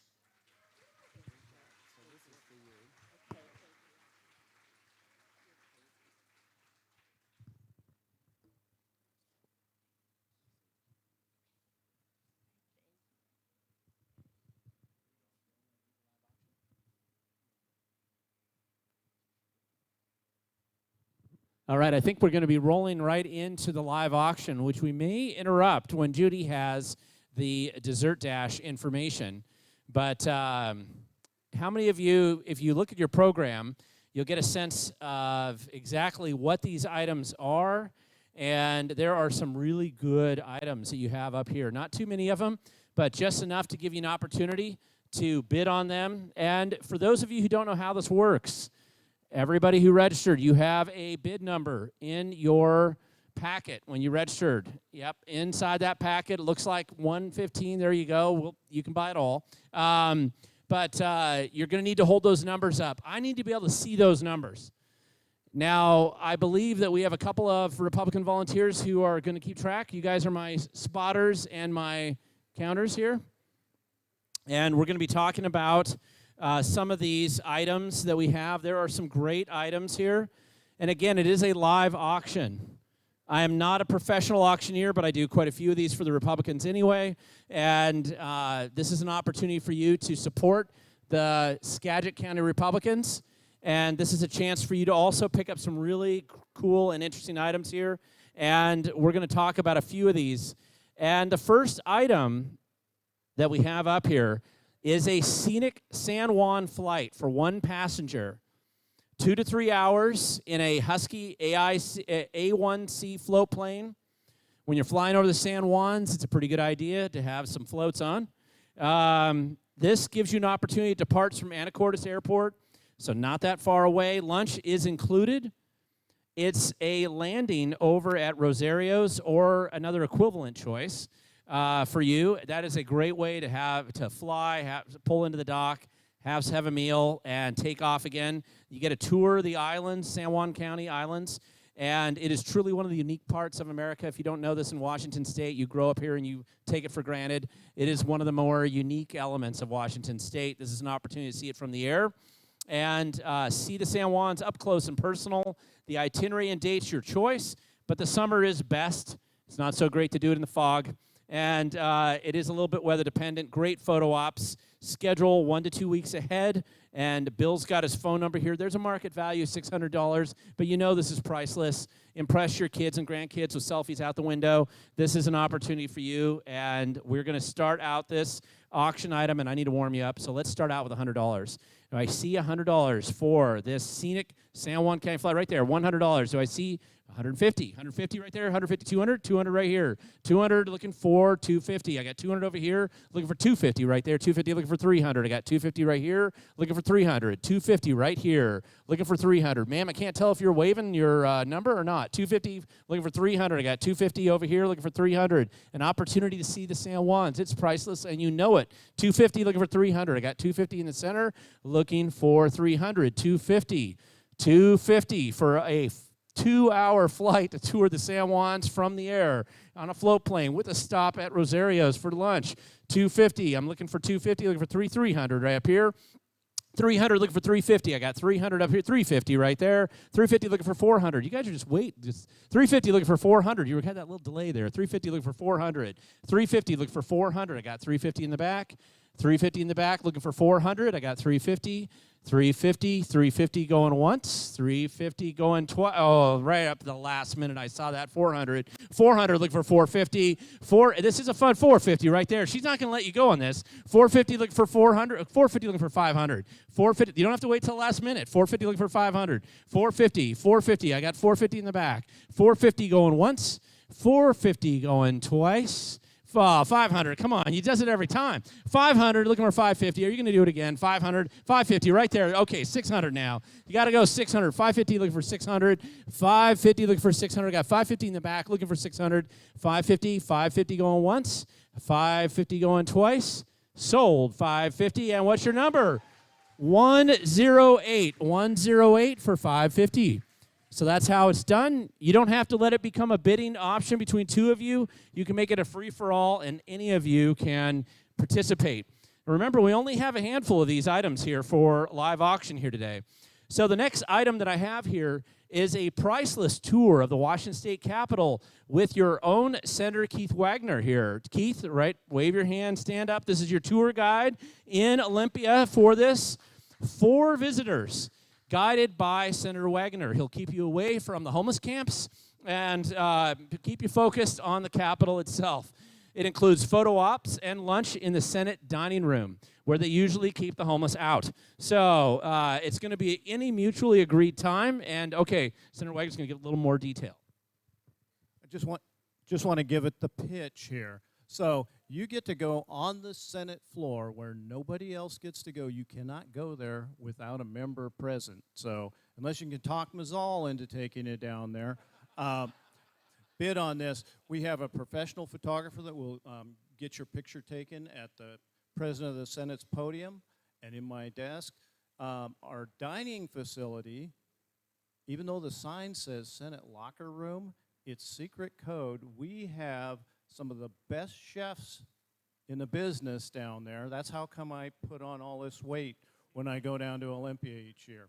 So I hope you'll bid on this. It's my pleasure to show you around, and I can take you places that you can't see on any of the other tours, and I'm happy to do it. So pass back. Thank you. Thank you, Senator. And by the way, Brandy Cruz has been banned from being in that on the floor. So you got to go where Brandy Cruz is no longer allowed. So this is an opportunity for you to get a good behind-the-scenes tour in Olympia. And we're going to just start this off again. And I'm trying to warm you guys up here on just how this works on bidding. But we'll start with $100. $100 for this price right here. 150. I'm looking for 150. I got 100 up front. 100. I know you want this. 150 right there. 200, 200, 250, 250, 300. 300 right here. 300 looking for 350. I got 300. 300 over here looking for 350. I got 300, 350. I got 300 here. I'm looking for 350. 350 right up front. 350, the 400 right there. She wants it. 450. There we go. He really wants it. 450 looking for 500. 500 right there. 550. He's going all the way. 550. How about 600 back here? 600? 600 in the back? 600 in the back. Got 550. 600 right there. 600 to 650. 650. He's not even waiting. 650 looking for 700. I got 650 up here looking for 700. 650 looking for 700. 650. 650.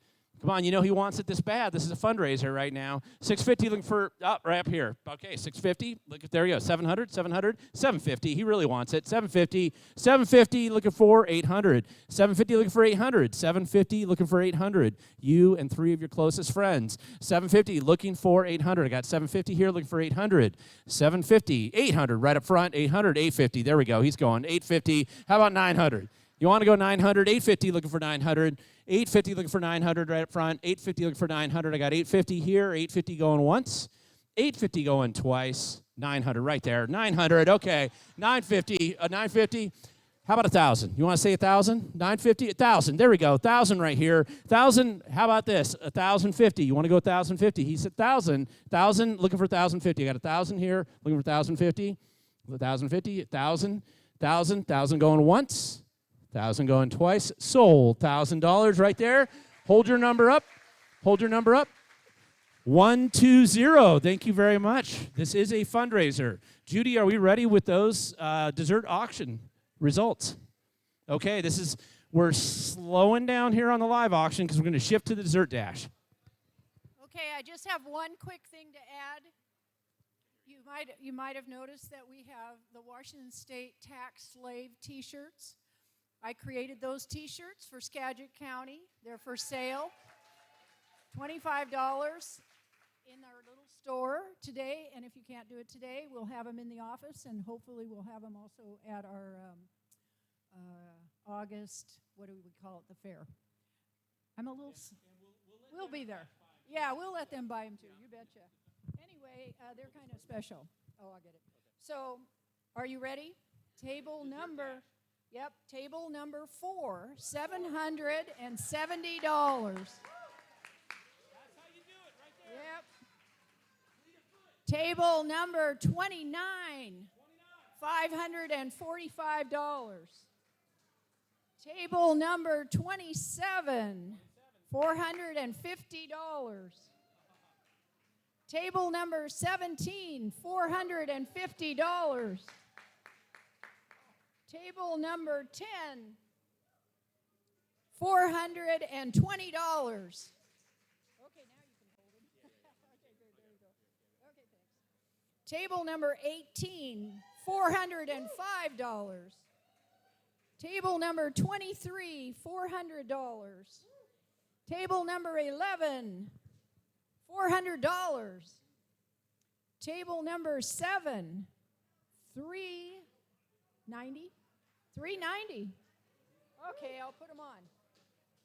Table number 15, $350. Boy, you guys have been generous. Thank you very much. Table number 16, $305. Table number 25, $300. Table number 8, $300. Table number 13, $290. Table number 22, boy, are you guys running? You got to put your runners on. Table number 22, $270. Table number 1, $250. Table number 3, $240. Table number 24, $190. Table number 14, $170. Table number 21, $160. Table number 19, $140. Table number 9, $140. Table number 5, $110. Table number 6, $99. Table number 26, $90. Table number 20, $30. And table number 28, $20. Thank you all so much. Great job. All right, grab those desserts and get them cut up and delivered to your table. We are going to jump right back in. We have a couple more items on the live auction. And just in case our bidder is walking with a dessert here, I'm going to give them a few more minutes to get back.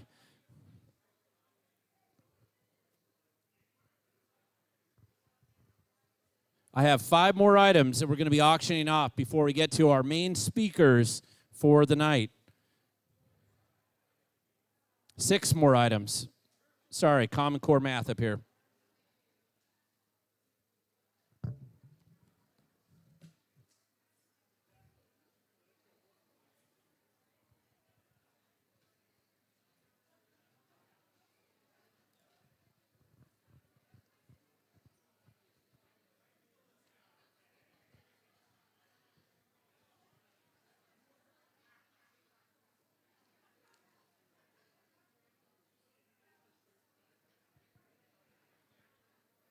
I'm just giving you enough time to get those desserts back to the table, and we're going to start up here on the live auction. Or get going on it again.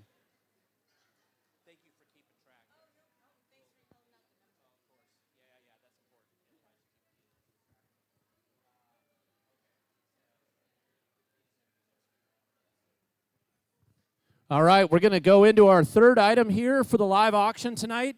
This is a secluded Samish Island getaway. 2 nights, 2 people, a private cottage. For those of you who want to go out and see all the dead whales that wash up on shore, Samish Island's been a great place for that. Some of you guys are laughing. When I was a kid, man, we used to go out to look at those. Very attractive to a kid, especially when you're 10 years old, looking at a big old dead whale on the beach. And Samish Island's been one of the places where they've ended up. But actually, this is a king bedroom, full bath, fully equipped kitchen and dining area. Cozy living room, continental breakfast is provided. Continental breakfast provided. Guests prepare their own lunch and dinner. Listen, that may not seem like it's super special, but this is a nice getaway for you and your family. 40-acre estate, several miles of groomed walking trails through old growth cedar on William Point overlooking Samish Cove. The map will be provided. You're going to want to bring walking shoes, a camera, binoculars, sunscreen, bug repellent, come on, and an umbrella. No, I'm just joking. This is Washington. We don't do that. But a hike, drive, explore, relax. This is available now through October of 2026. This is a good opportunity, a weekend getaway. What can go wrong? It's close. It's nice. 2 nights, 2 people, private cottage. It's a good getaway right here. The value here, market value, is $700. You know it's priceless, and it's close to home. Let's start out at $100. $100 right here. $100. $150. $150. Looking for $200. I got $150. Looking for $200. $150. Looking for $200. I got $150 over here. $200 right up front. $200. Look, $250 over here. $250. Looking for $300. I got $250. Looking for $300. $250 to my left. Your right. $250 right here. Looking for $300. $250. Looking for $300. $300 right up front. $300 looking for $350. I got $300 looking for $350. 300 looking for 350. I got 300 looking for 350. Come on, Randy, you know you want that. 300 looking for 350. 350 right here. How about 400? 400? 400 right there. 400, 450, 450 looking for 500. I got 450 in the back, looking for 500. 450 looking for 500. 500 right here. 500 looking for 550. Randy, thank you. Looking for 600. I got 550 over here. 600 right up front. 600 looking for 650. I got 600 looking for 650. 600 looking for 650. Sandwich Island getaway. 600 looking for 650 in the back. There you go. Late comer, but why not? 650 looking for 700. 700 up front. 700 looking for 750. I got 700 here. Looking for 750. 750 right there, looking for 800. I got 750 in the back, looking for 800. You're laughing, but 750 looking for 800. I got 750 in the back, 750 in the back, 750 going once. Oh, 800 right here. 800 looking for 850. I got 800 up here looking for 850. 850 right there looking for 900. 850 looking for 900. Okay, she's shaking her head. 850. 850 going once. 850 going twice. Sold. 850 in the back. Show us your number. Congratulations, 55. 55. Thank you for that donation. That was a great donation and a perfect assistance to the Skagit County Republicans in their fundraising efforts. So, and I love all these, you guys have had a lot of great donations for your live auction here. Good, local, Pacific Northwest stuff for Skagit County. I love it. In this case, the next item we have here from Skagit Cellars, Winemakers Dinner for 8. On scenic LaConner waterfront. 4-course dinner prepared and served to your friends and family with quality award-winning wine. Come on, this is a real opportunity. You got to call to schedule the date and time with Gloria and Mark Holst. And the market value here is $800. I've been told that this is actually a wonderful for 4 people, 4-course dinner. This is served to your friends and family. Actually, it doesn't have a limit. It's just a 4-course dinner. Oh, 8. For 8 people. Oh, for 8 people. So market value is $800. You know it's worth more than that. But because I'm going to start this out at $200 just to get the show going. $200, right? $200 right here. $200 looking for $250. I got $200 in the back looking for $250. $250 up here looking for $300. I got $250, $300 right there. $300 looking for $350. I got $300, $350 right there. $400. I'm looking for $400. I got $400 right here. $400. Larry's got $400. $400 looking for $450. I got $400 over here looking for $450 right there. Looking for $500. $500 right there. Nope. I got 2 of you. $500 and then $550. Ma'am, you want to go $550? Are you good with $550? She says yes. Okay, $600 in the back, $650 right here, $650, $700, $750. Are you good for $750? $750, looking for $800. I got $800 up front. $800, you and 7 of your friends, $850 right there. $850, and look for $900. Looking for $900. I got $850 in the back, $900 right here. Larry's saying $900. Anybody want $1,000? You want to do $1,000? 1,000 right there. 1,000 looking for 1,100. 1,000 looking for 1,100. I got 1,000 in the back looking for 1,100. 1,000, 1,100 right here. 1,100 looking for 1,200. I got 1,100 here looking for 1,200. 1,100 in the back looking for 1,200. 1,100 looking for 1,200. 1,200 right here. 1,200. 1,300. 1,300. 1,400. 1,400. Now I need 1,500. I got 1,400 over here looking for 1,500. I got 1,400 over here looking for 1,500. 1,500. You and 7 of your friends. 1,400. 1,400 going once, 1,400 going twice. Oh, 1,500. Okay, 1,500 in the back. You're good? 1,500 for that. 1,500 looking for 1,600. I got 1,500 here looking for 1,500. How about 1,550? 1,500 looking for 1,550 right there. 1,550 looking for 1,600. 1,550 looking for 1,600. 1,550. Okay, 1,550 going once. 1,550 going twice. Sold. 1,550 in the back, and your number is 029. Good job, guys. Now that is a fun Skagit County night. So good job there. Okay, here we are. We have a 3-hour. Now listen, I know this isn't Skagit County. You got to escape Skagit County. This is a 3-hour Lake Washington cruise. So you do go down to King County for this one. But 2 to 5 passengers, 2 to 5 p.m., maximum 6 passengers, snacks and clear liquid beverages included. Champagne, beer, wine, no red. White wine, has to be white wine. I must have to do something with the furniture there. You board at 2 p.m., it's on Dock D1 at Carolyn Point in Marina in Kirkland, if you know where that is. A classic motor yacht, the Tango. It's a 40-foot San Juan. This is a great opportunity to see King County. You're bidding, and I haven't even said a number yet. Weather dependent, you got to call Dave at make a night of it. You got to reserve dinner at one of you can reserve dinner at one of 3 of the Carolyn Point restaurants there. You can overnight at the 5-star Woodmark Hotel. No homeless camps there in that area, by the way. I don't know why. But this is actually a pretty good spot in King County. It'll fool you on this boat ride. It'll make you think King County's beautiful everywhere. But this is a great opportunity. The boat trip is awesome. I've done this boat trip before, not on this boat, but I've done this many times. This is a beautiful, beautiful way to spend a day. Very generous. It's a market value of $1,000, but we know that it's very much worth it. But still, we'll start at $200.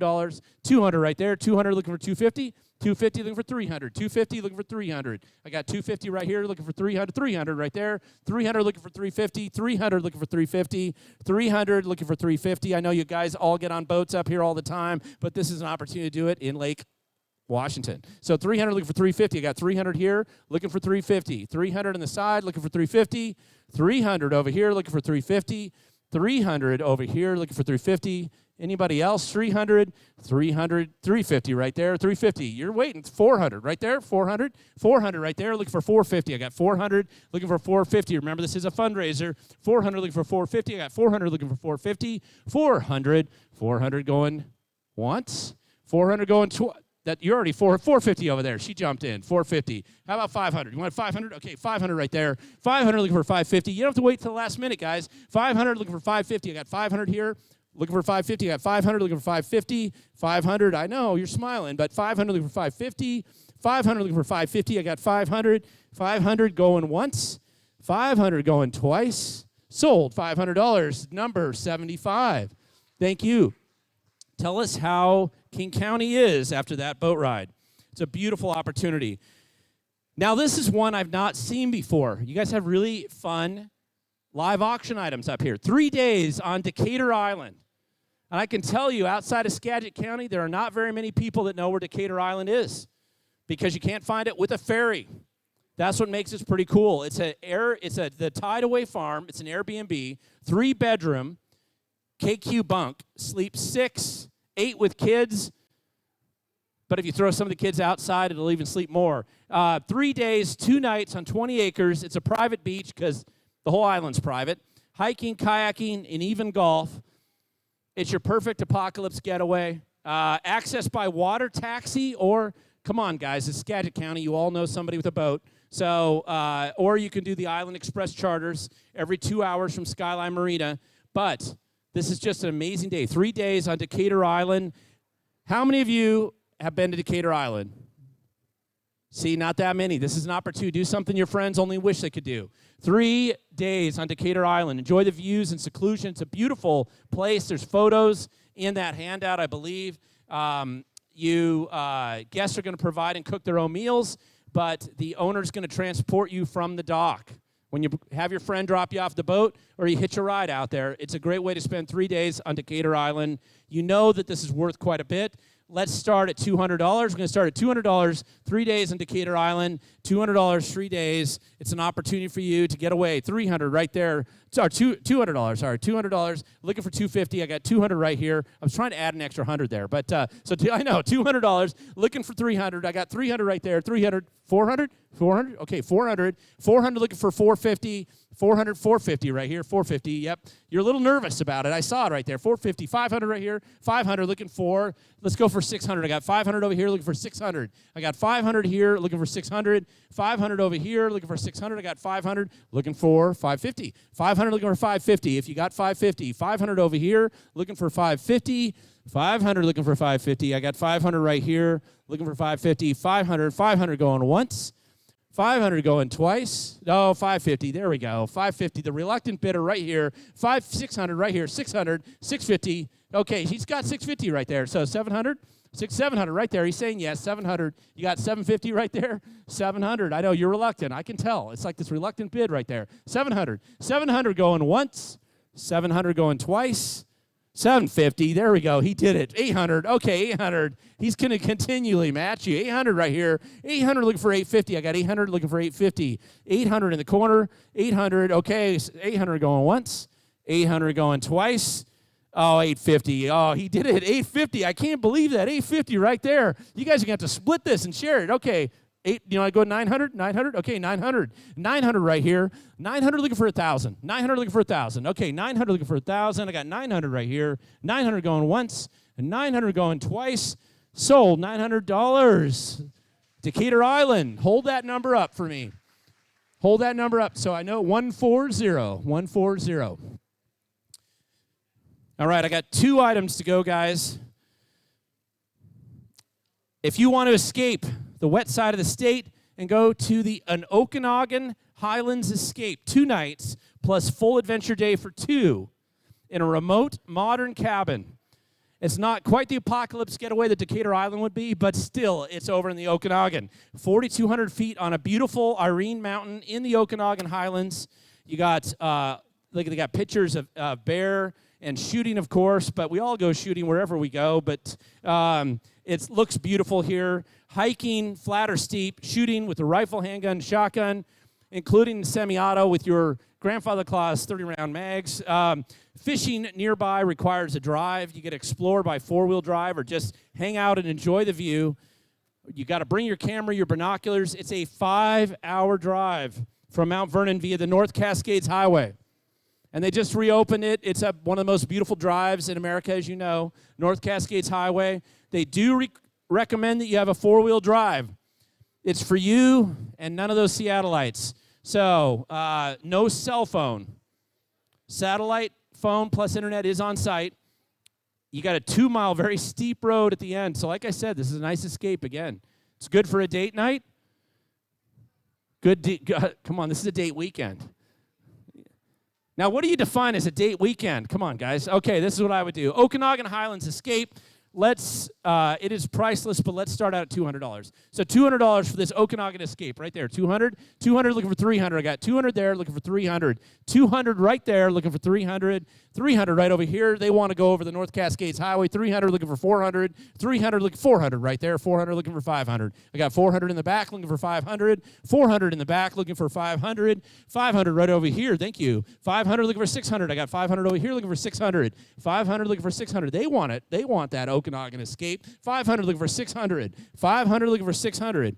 500 looking for 600. 600 right there. I knew you would do it. 600. 600 looking for 700. I got 600 here looking for 700. 600 looking for 700. I know you're asking him. 600 looking for 700. 600 looking for 700 right here. 700 looking for 800. I got 700 in the corner looking for 800. 700 looking for 800. Man, are you voting? No. Okay, there we go. So 800 right there. 800 looking for 900. I got 800 in the back looking for 900. 800 in the back looking for 900. Your escape to the Okanagan. 800 looking for 900. I got 800 in the back looking for 900. 800. 800 going once. 800 going twice. Sold 800 to number 65. Number 65 in the back. Okay, now this is your last live auction item here, guys. You got money, you want to donate it to the Skagit County Republicans, and you haven't been given an opportunity. You missed out on some of this bidding. Here's your last chance to really add a couple zeros to it. And this one, I don't see this one ever, actually. It's the first time I've ever auctioned anything like this. The Fjords of Norway. How many of you have a little bit of Norwegian in you somewhere out there? Yeah, I do too. Yep. I don't know where they came from because they changed their name because I swear they were criminals, but somewhere back there, they're from Norway, I know. But this is a 10 days, 2-bedroom condo in Alsund, midway between Bergen and Trondheim. 10 days in a 2-bedroom condo, guys. 725 square feet. They have smaller homes in Europe. Sleeps 4, 2 twins, and a bunk bed.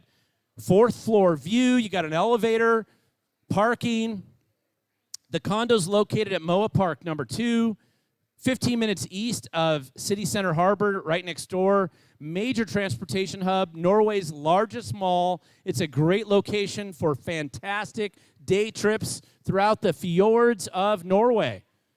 It's a great opportunity. Come on, this is if you pay for the plane ticket, you got a place to stay in Norway. You and your significant other and your 2 quietest children, and you can go back and you get a chance to actually visit Norway. This is a great, great auction item. This was, I believe this is donated by Mickey Bambrick. Is that right? Great donation, by the way. So this is a great item. Okay, last item for the day. $200. $200, what we're looking for. 10 days in Norway. $200, 10 days, $200, looking for 10 days in Norway. And I don't think there's any restrictions here on the date. You have to schedule 2 weeks in ahead. So available in July of 2026 all the way till June of 2027. So you can get your plan. You can use this as a visit to celebrate the victories in the election. So $200 right there, $200, $200 looking for 300, 300 in the back, 300 right there, 300 looking for 400, 400, 400 looking for 500. I got 400 over here on my right, looking for 500. I got 400 looking for 500, 400 looking for 500, 500 right there, 500, 600, 600 right here, 600 looking for 700. I got 600 right here, 600 looking for 700, 600 over here looking for 700, 600 looking for 700. I got 600 over here looking for 700. 600, 10 days in Norway. 600 looking for 700. All you need is a plane ticket. 600 looking for 700 right here. 700 looking for 800. I got 700 over here looking for 700. Sorry, I thought I saw that. 700 looking for 800. 700, 800 right here. 800 over here. 800 looking for 900. I got 800 looking for 900. 800 on my right looking for 900. 800, do I see 900? 800, 900. Do I see 900? 800, 900 right here. 900, you want 1,000, man. I got a 900 over here. You want 1,000? Is that putting you too far? 800 looking for 900 looking for 1,000. 1,000. She's willing to go 1,000. 1,000 and you want to do 1,100? 1,000, 1,100? No. Yep, you're doubting. You're asking them. That's the right thing to do. 1,000 looking for 1,100. I got 1,000 over here looking for 1,100.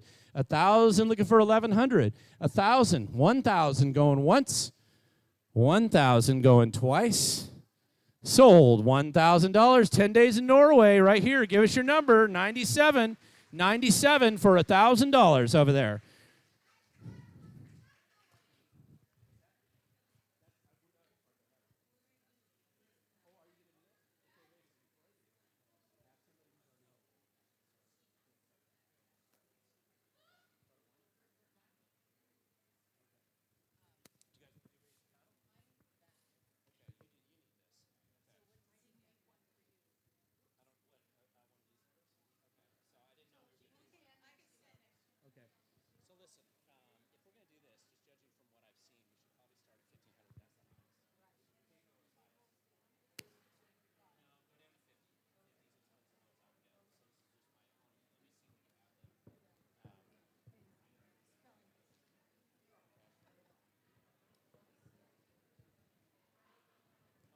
I'm going to 750.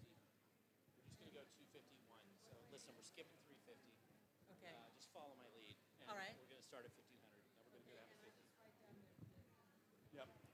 Okay, guys, we got one last. We're going to do a raise the paddle. And we're going to do this right before our main speaker gets up here. We got a couple of really good speakers.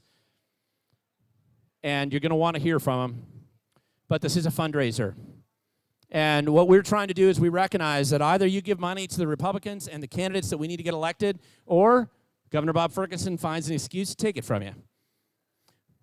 This is important. Now, for those of you who feel like you missed out, you didn't get your 10 days in Norway, you didn't get your escape to Decatur Island, and I know you wanted it. I wanted that. That sounded really fun. Then what the opportunity is here, this is just purely an opportunity for you to donate. You missed your live auction, your silent auction out there because that neighbor next to you added a zero and bounced you out. This is your chance to donate. And what this means is you raise your paddle, which means you raise your number. And when I'm talking about the number to donate to the Skagit County Republicans, that's the number that you're going to be donating. And with that money, they're going to help you get a lot of the people you just heard up here elected, help promote their campaigns. A lot of good stuff comes out of Skagit County, and they're going to need some of your money here to support them. So we're going to do a raise the paddle. Now, I'm going to start at a high number, and I don't know if that number's too high, but it's a good place to start, I think, for those of you, and it's a small price to pay for freedom. And I think what we're going to do is we're going to start at $1,500. So is anybody here willing to donate $1,500 to the Skagit County Republicans? $1,500. That'll help pay for quite a bit. It'll help get that message out, especially there in LaConner and Mount Vernon. Come on, these guys need to hear what's going on. And if they read your local paper, they have no clue. So We need to have some way of actually getting that information out to them, especially since they fired that journalist last year, so there isn't one left. $1,500. So if you want to donate $1,500 to the Skagit County Republicans, I'll tell you what, if that's a little bit too high, let's start at $1,000. $1,000 to the Skagit County Republicans. $1,000 to Skagit County Republicans support. Right there. 93. Thank you very much. 111. Thank you very much. $1,000. 110. Thank you very much. 135. Thank you very much. That money goes a long ways. $1,000. Thank you so much. 140. $1,000. Thank you very much. Anybody else for $1,000? Anybody else for $1,000? All right. I'm going to ask then at a lower number. 1,000 might be a little much for some. There's some very generous people here that donated at that level. Let's try $750. $750 donation to Skagit County Republicans. Help get some of these good people elected and help set the stage to elect even more in the future. $750. $750. Anybody? There we go. 69. Thank you very much. 69. If you flip that the other way, it'll still be 69. So 69. Thank you. Yep, there we go. 69. It's the only one, right? The 69. Anybody else for $750? Anybody else for $750? Thank you so much. We're going to go $500. How many people would be willing to donate $500? Right here, 100. Thank you very much. $500. 103. Thank you very much. $500. 82. Right here down front. Thank you very much. Anybody else for $500? 047. Thank you very much. 84. Thank you very much, sir. 84. Anybody else for $500? Anybody else for $500? 86. Thank you very much for $500. 050 for $500. Thank you very much. I know you missed out on that Norwegian, and you got to do something. Thank you very much. $500. Anybody else for $500 before I go down? Next number, $250. How many of you can give $250 to the Skagit County Republicans? 79, right there. Thank you, Senator Wagner. Number 60 up here. Thank you. Number 60 for $250. 132. Thank you, sir, for $250. Anybody else for $250? Anybody else for $250? Anybody else for $250? Right there, 022. I was waiting for you. I saw you getting ready. Thank you. $250 over there in the corner. 022. Thank you very much. Okay. $100. Anybody want to donate $100 to help the Skagit County Republicans? There we go. 042. Thank you. 108. Thank you. 105. Thank you. 106. Thank you. 004 in the back. Thank you. 017. Thank you. 68. Thank you. 56. Thank you. 136. Thank you. 76. Thank you. I'm repeating that number for my people writing here, right? It's not just for my own memory recall. But for $100, anybody else for $100? Anybody else for $100? Right there in the back, 80. Thank you so much. I appreciate that. I got one more. Paddle raise is the last number I'm going to ask for. $50. Fill up your tank of gas or give it to the Skagit County Republicans. Okay, sorry, it's half a tank of gas, I guess. But $50 for the Skagit County Republican. Thank you, Bob Ferguson. 015 for 50. 52 for 50. Thank you. Thank you very much. Anybody else for $50? Anybody else for $50 to the Republican Party? Anybody else? Okay, that's it. That's our good paddle raise. Guys, thank you so much. Give everybody a hand. That was very generous. Now I'm going to invite some speakers to come on up here and give you, this is one of the reasons why you're here, is to get information at tonight's dinner, in addition to donate and support the good people who we need to get elected. If we want sanity, if we want math, if we want reality in Olympia, again, we got to change the people who are going there. So, however, the first person I have come on up here to talk to us is your 39th Legislative District State Senator Keith Wagner. Come on up. He's got 5 minutes to tell us what we need to know about what needs to change here in Washington State. So the first thing I'm going to do is prime the pump here for this tip jar, because he's been working hard all night and there's nothing in here. So let's take care of him because he's got to go. And the second thing I want to do is thank Pastor Roy and the Cowboy Church for this magnificent setting, all the help. Think of what this means to our community. So I'm Senator Keith Wagner, representing the 39th Legislative District, which is right over there. But I need you to listen very carefully, because I'm running to be the next Skagit County Commissioner. I'm not running for Senate this time. I'm running to be your Skagit County Commissioner in the 3rd District. And that's a little bit new for me. I know most of you, but for those of you who don't know me, I'll go through a quick bio here. So I grew up in Alger, right up the road on a goat farm. I went to elementary school right down there at Allen. I graduated from Burlington, 3 miles over there in 1979. And I worked in the fields here in Skagit County. I picked berries. I worked on the spud picker. I picked cucumbers right over there next to the Samish River in that very field to earn money as a kid. And the reason I tell you that is because Skagit County is my home and it's important to me. We need to preserve our rural and small city way of life in Skagit County. Now, what do I bring as a candidate? Well, first of all, I'm the only Republican, but honestly, I don't think the county commissioner should be a partisan position. I think it should be about who's going to do the best job for our citizens. What you get with me is a proven record. You know what I've done in Olympia. I stood up for police officers. I stood up for small businesses. I stood up for parental rights. And there's a lot of things I stood against. This income tax that we've heard a lot about tonight, absolutely.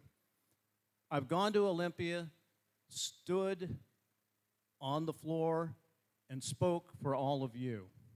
And I can say, unequivocally, in the history of the 39th District, no one has brought more of your taxpayer dollars back to East Skagit County, which is the district that I will represent, in the history of the district.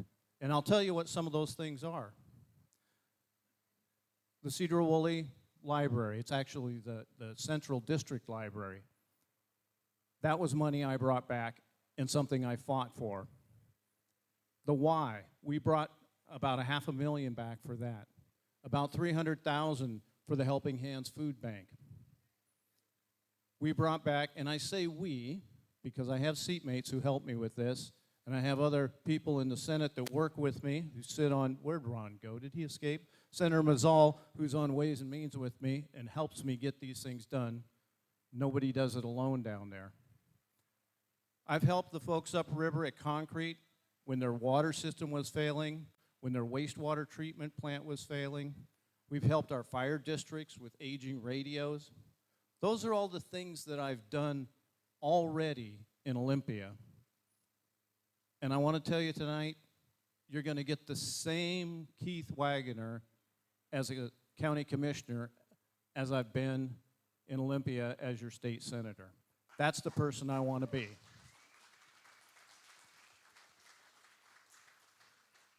And I know I'm not a flashy candidate. I don't have a big smile. I'm not tall and handsome, not particularly articulate, but I'm a hard worker. And I have proven that. So I served 5 years on Cedar Woolley City Council, 2 years as a mayor pro temp, 2 years as mayor, and now I'm on my 8th term in Olympia, struggling, I'll admit. We don't get a lot of wins down there when the Senate is 19-30. So this race is going to be way different than a Senate race. You probably think I don't need much help because I win my Senate races by 60% or over without a lot of effort. That's because I have great constituents over there who understand what's important. This race is going to be countywide, and it's going to be a fight. How many of you have heard of this Indivisible movement? I see some hands going up. Indivisible Skagit, I get some of their emails and I get to read them. I've got somebody who feeds me that stuff. And it's kind of disheartening because it's our friends and neighbors who are involved in it. And God bless them, and I hope they understand. But I think they are unknowingly part of a bigger creature. They are being manipulated by puppeteers. In the email that I just read, they're going to host a meeting to plan how to take me out. Guess where? At the Central District Library that I built. So there's some serious irony in that, but they're well organized. They really are. It is unsettling when you see they've got schedules, they've got meeting places, you see them on social media, recruiting people to come to our town, doorbell, make phone calls for other candidates. That's why I need your help so much tonight. So in the back corner, you'll see my table. If you don't have time, remember this, Wagoner4, F-O-R-C-C.com. You can go to my website, or you can go back to the table, pick up a sign. They're free. I appreciate every one of you who puts one up in your yard because it helps spread the word. And if you can write a check and put it in that envelope, I'd appreciate that even more. So let me just close by saying I've appreciated your support so much over the last 8 years. Bill Osborne, now I'm losing my train of thought. Bill will remember when I went to him when he was chair of the Skagit County Republicans, and I said, I'm going to run for county commissioner. Well, that didn't work out, but this time it will with your help. Thank you very much.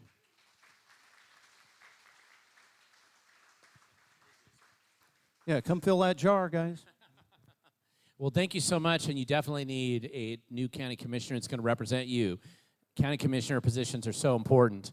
And another position that was alluded to earlier by Representative Jim Walsh, chair of the party, was also just mentioning the challenges that we face in Washington State when our judiciary is no longer independent. And I'm honored to be able to introduce to you one of those 5 candidates, a key candidate running for Supreme Court Justice. Those of you who complain about how our Supreme Court rules, be aware that we have some good people running for office, and there's one of them. Judge Larson, come and tell us why we need to be voting for you. Appreciate it. Thank you. So I always enjoy coming to Skagit County because my son and my daughter-in-law live here, and they're both physicians in here in Mount Vernon. And so I get to also see my 2-year-old granddaughter and my 4-month-old grandson. So that's a good thing coming up here. The first time I was here, I didn't have grandkids, and now I have 2. So I was at the Washington State Labor Council this morning. They had 2 panels of justices because they wanted to, first time ever, they wanted to hear from justices that were running for the Supreme Court. I was on the second panel. And the first panel, they asked, who is your favorite U.S. Supreme Court justice? And I was just all raring to go to give the answer, and they never asked our panel. So I'm going to share it with you. Okay, so I've met Justice Clarence Thomas. I met him. And I also met Justice Sotomayor. I've met them both, okay? So you're never going to guess my answer, but wait until I give the complete answer before you react. I was going to say Justice Sotomayor. You know why? The first thing she said to me when she met me is, you are buff and beautiful. That's the first. So I told my brother that night, and he said, no, more like fat and ugly. And then I told a friend the next day, and he said, no, more like pudgy bulldog. So obviously she was in the dissent, right? So, there's been a struggle for thousands of years, and there'll be a struggle thousands of years from now. It'll be the same struggle. And that's a struggle between people that want to be free, people that just want to live and love, and the people that want to dominate and control. It's true throughout history, and it's true today.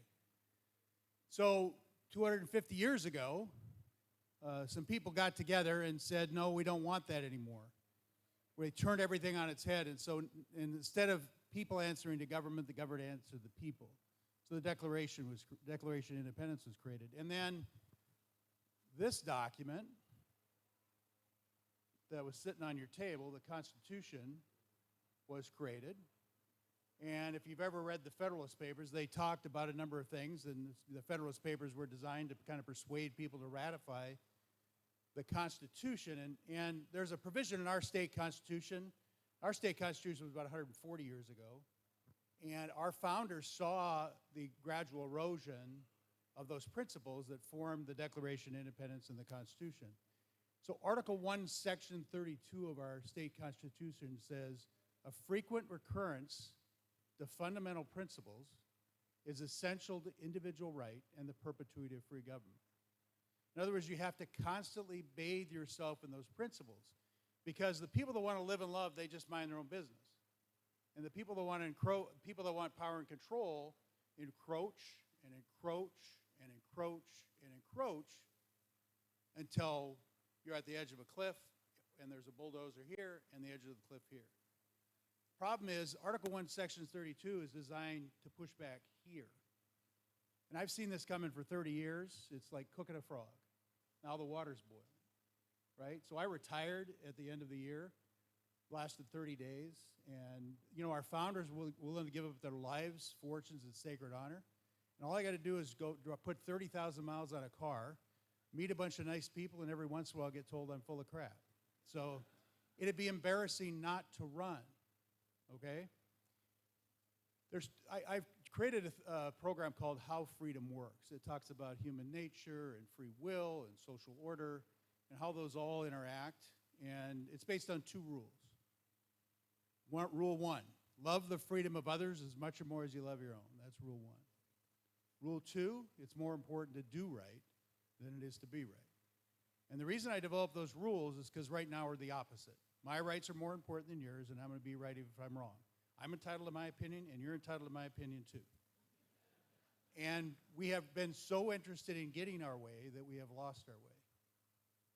That's because our whole system of government is based upon people desiring duty and responsibility and not power and control. Right? And right now, we heard some of the talks tonight, and it's natural for us to react this way. They're taking too much power, so we're going to use power and control to get it back. And one of my sayings is, I don't know what came first, the chicken or the egg. All I know is a bunch of chicken feathers laying around. You got to clean them up, right? Because right now we're in a mess. So let me tell you how I see elected office, and any of the people running for office, any people that are in office, pay close attention. I've gotten awards for civics education. No, just kidding. But, so, like I said, I've been very involved in civics, and some of you have heard this before, so I apologize. And I was with a number of other elected officials, and one of the students asked, when did you feel closest to your position? And each of the other elected officials went down the line and talked about something they did in their official capacity. When it got to me, I said I was in the back of a line at a chili cook-off. And this person came up that I knew, came up to me and said, hey, Judge, how you doing? Talked to me for a couple minutes and then left. So the person behind me says, hey, you're a judge. Just cut up in front of the line. And he said, actually, when I don't have my robe on, I'm like anybody else. I play a role as a judge. It's a responsibility and not a power. I'm a servant, not a master. That's what our founders envisioned when they talked about the Declaration of Independence and talked about the Constitution. Yeah.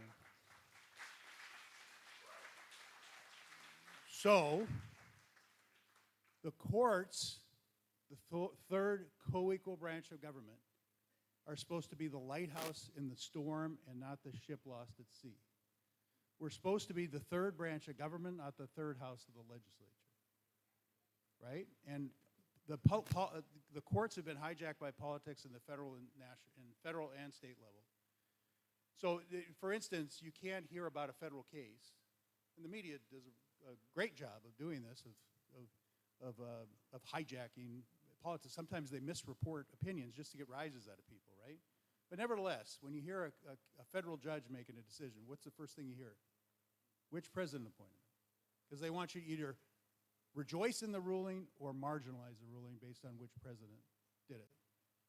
And sitting on the inside, I see that way that works. That a lot of the misinformation's out there about opinions. If you go read the opinion, you wonder how it was reported that way when it says something different.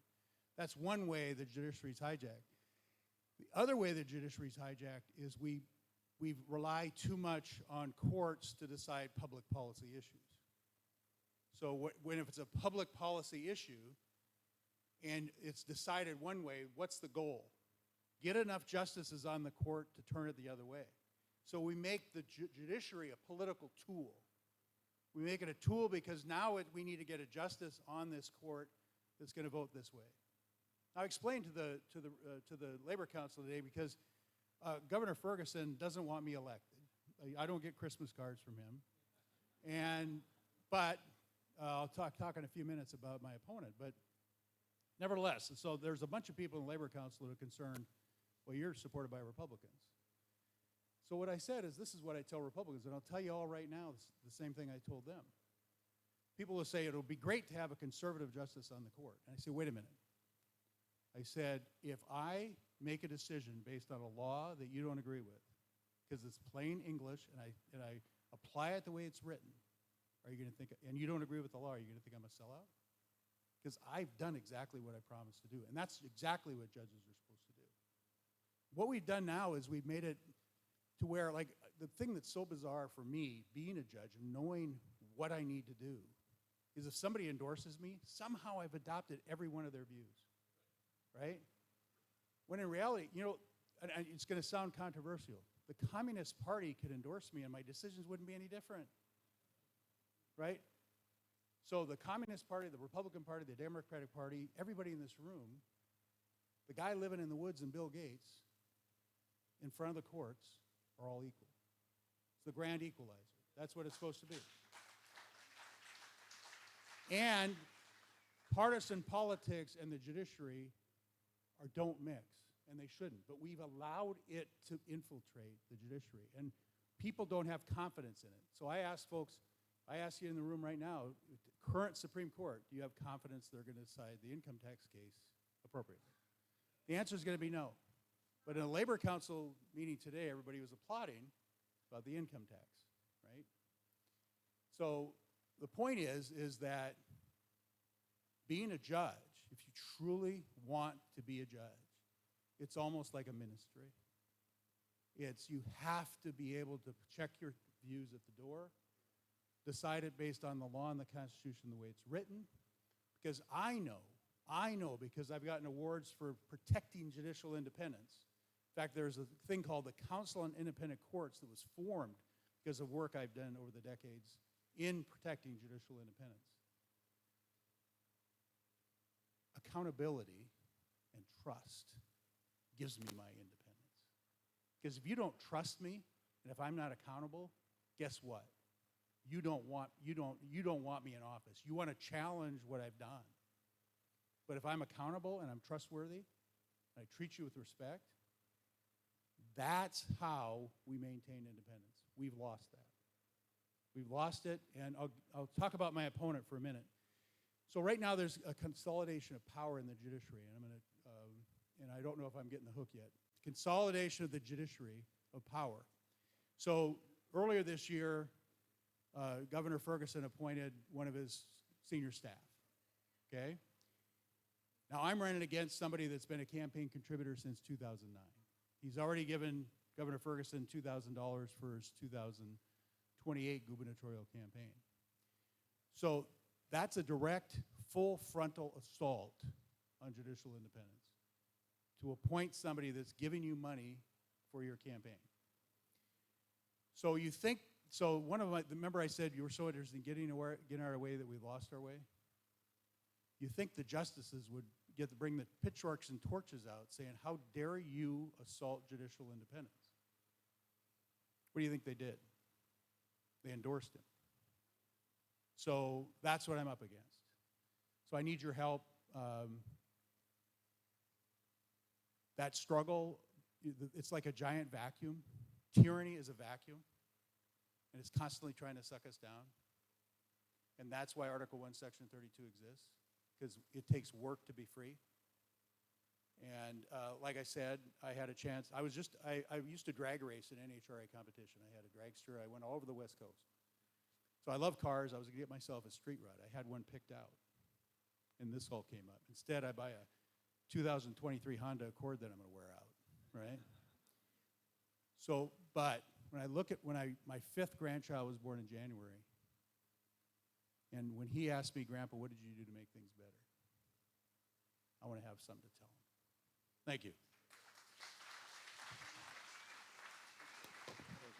Thank you very much, Jeff. And I hope I'm going to have something to tell my kids that we elected Judge Larson in Washington State. I'm just going to give a quick reminder. There are envelopes for Judge's race in the back. I do encourage you to grab some of those before you leave. We are desperately in need of some good judges in Washington State. You've got an excellent one here. I encourage you to chat with him after the event today. This is going to be a really important race, and Washington State can be impacted dramatically this year with the 5 judge races that we have up for the Supreme Court this cycle. Our final speaker for this evening is going to be somebody, this means a lot to me because my daughter, not the one at the Air Force Academy, but the other one is going, she's actually going to college to learn Chinese at Ole Miss. And she's already fluent in Korean, and she wants to learn Chinese. The Defense Department's decided they want to train American-born citizens here to learn Chinese so they can communicate. And I first went to China in 1989 on a running team from Washington State. I spent a lot of time over there, and we live on the west coast of the United States. The Pacific, we are the closest states to Asia. What happens in Asia has an impact in our economies and our country here today. And today, it's just my honor to introduce a speaker today, Chinese cultural historian Wen Chen. Please tell us what we need to know, Wen. Thank you, Glenn. Thank you for having me here tonight. I'm very honored to be here to share my experience of growing up in communist China. I was born and raised in China, and I came to the United States in 1994 for graduate school. And at that time, I was very brainwashed. I saw that the Tiananmen massacre, the Tankmen, meaning that the students killed the soldiers on Tiananmen in 1989, because that's what I learned through Chinese government-controlled state media. And I saw North Koreans lived a very wonderful life that their children had 5 meals per day, while 10% of their population died from starvation in the 90s. And my American colleagues helped me to awake from this propaganda. And then I decided that I want to become an American citizen. I want to speak out for human rights in China. And that's what I have been doing in the past 30 years. I have not visited China since 1998 because of my activism on human rights in China. So I have not seen my brother for 28 years. And my brother stopped communicating with me because he chose the opposite path. He chose to remain silent to the injustice he saw. He chose to work for the Chinese government so that he can live a better life. He was intelligent. He was very nice to other people. He was hardworking. And he was politically savvy. He was able to stay away from all the political turmoil in China and stayed and keep his good job for major bank of China as a principal researcher. He lived a very good life until January 2024. All of a sudden, he was arrested from his office. The Chinese government took everything from him. They took all his money, all his house. Actually, they told his wife, sell your house and give the government the money. Then we're going to set your husband free. His wife sold the house. The party took the money, and then they sentenced my brother to 17 years in prison without a trial. So this is a typical story of Chinese people who was loyal to the Chinese government, loyal to the Chinese Communist Party. But the Communist Party is a mafia.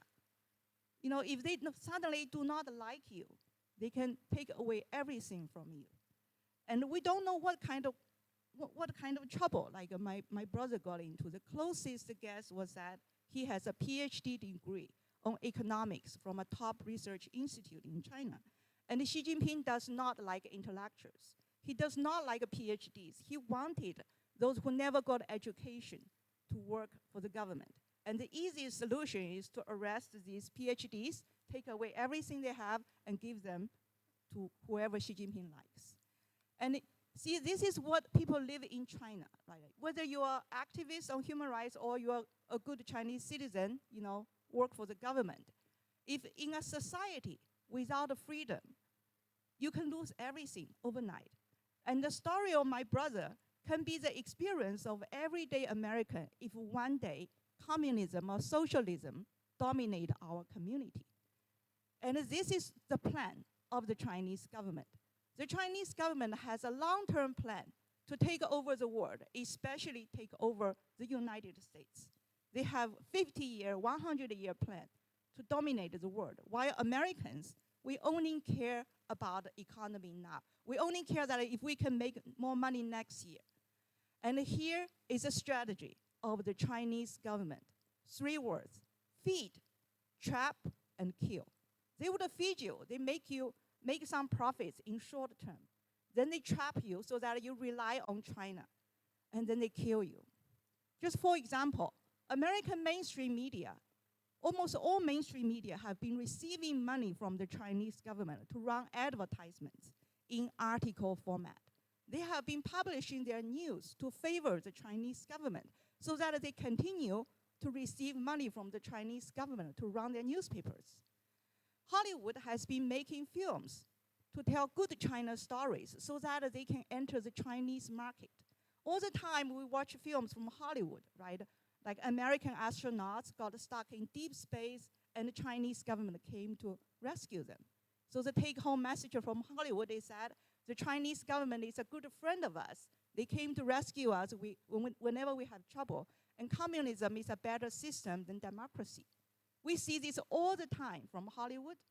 And our universities, over 100 universities in the US run this Mandarin program called Confucius Institute. They receive the free textbooks and free teachers from China to teach the Chinese Communist Party's version of history and Chinese culture. In Confucius Institute, they taught that Americans invaded North Korea and started the Korean War because Americans wanted to invade China. That was the version of Korean War I learned in China, and that was also the version students learned in Stanford and Pacific Lutheran University in the Tacoma area. They are still teaching that. And all of this is a way for the Chinese government to use the credibility of Hollywood, our mainstream media, and our universities to spread their propaganda in the United States. And they are using TikTok, right? 60% of Americans rely on TikTok to receive news. And that's an information bubble created by the Chinese government to influence Americans to shape pro-Chinese government policies and endorse pro-Chinese government candidates. And now all the softwares from China dominated our cell phones. And hardwares made in China dominated our market. If you think about it, how many people install TikTok, Temu, and Shein? They collect all information from your phone, and they have to provide everything to the Chinese government because the Chinese government has this national intelligence law that demand all Chinese companies to submit data to the Chinese government. And TikTok has to follow this law to give all your data to the Chinese government. And hardwares made in China dominated the world because the Chinese government offered huge subsidies on their manufacturing to create super cheap surveillance cameras to dominate the world. Over 90% of surveillance cameras around the world are made by one Chinese company. And same strategy, over 90% of drones flying all over the world are made by another Chinese company. And our electric grid, everything rely on electricity. Our electric grid has many key parts made in China. And these key parts can be remotely accessed by the Chinese government to turn it on and off. So the Chinese government one day can give the order to these companies, they shut down the power in the US. That company will have to follow the order according to the Chinese law. And the Chinese government has a long history of weaponizing everything they have access. They are buying our farmlands. They are buying our food production companies. So like when Americans need food, the Chinese government has the legal foundation to order this food manufacturing company, do not sell food to Americans. You have to sell everything to China, and Americans have to buy from China with 10 times higher price. They can weaponize everything they can access. And the Chinese government also embedded many, many Chinese agents in the American society. You may already heard in the news, Acadia Mayor Eileen Wang pled guilty on Monday as a Chinese spy. She did not do this alone. In this group of Chinese agents in Los Angeles, they have 6 or 8 members, regularly visit China to see their supervisors in China, receive funding from China, and run projects in the United States. Their number one goal is to get into the election. They want to elect their members into positions to directly shape American policy. And Eileen Wang, the mayor of Acadia, is a core member of this Chinese agent team. They operate a media outlet called the U.S. Media Center. The Chinese government gave them direct order on what kind of article to write, how to publish news to defame Chinese dissidents in the United States. And they were caught by FBI because these Chinese agents bribed IRS to attack Shenyun Performing Arts. It's an American dance and music company based in upstate New York. It's just a performance company. They train American students to learn dance and music, and they have shows all over the world. They come to Seattle every year in April to show Chinese dance and music without the pollution of communism. They want to show China before communism. And that became the biggest problem of the Chinese government, because the Chinese government do not want you to learn Chinese culture. They do not want you to learn that Chinese culture is not communism. They do not want you to know that the Chinese Communist Party destroyed the Chinese culture and has been persecuting millions of Chinese artists and dancers and musicians. And Shenyun is run by Falun Gong practitioners. And Falun Gong, although it's just a Chinese meditation group, they follow the principle of truthfulness, compassion, and tolerance.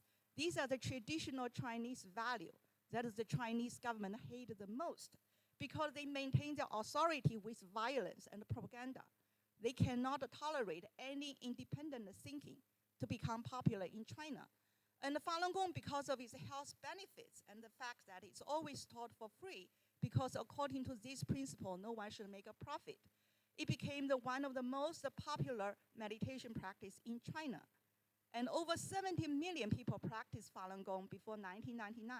And so this became the biggest enemy of the Chinese Communist Party. The party started a massive persecution towards Falun Gong in 1999, put millions of people into jail, and killed them and used their organ for transplant. But the Falun Gong practitioners are the most outspoken group against the Chinese Communist Party. They started the Shenyun Performing Arts in 2006 for shows about China before communism, to spread authentic Chinese culture and break the lies of the Chinese Communist Party. And Falun Gong practitioners started the Epoch Times in 2001 as a Chinese language newspaper. And the Epoch Times has been publishing news about Chinese culture, about Chinese human rights, about how the Chinese government killed over 80 million Chinese in the past 100 years. And the Epoch Times received a huge attacks from the Chinese government. The first group of reporters from China were all arrested and sentenced to 10 years in prison. But the newspaper survived. In the United States, they're headquartered in the United States, and they have chapters in major cities in the US, including Southern California, Northern California, and Washington State. And nowadays, the Epoch Times publish in 22 languages in 35 countries. And the English Epoch Times is the 4th largest print newspaper in the United States.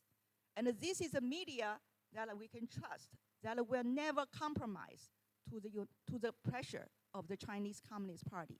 And I'm proud to introduce the representative from Epoch Times, Mr. Jim Gao. Jim, stand up. And Jim is here on behalf of the Epoch Times in Washington State. And as I mentioned, everyone who works for the Epoch Times cannot visit China because they're all dissidents from China.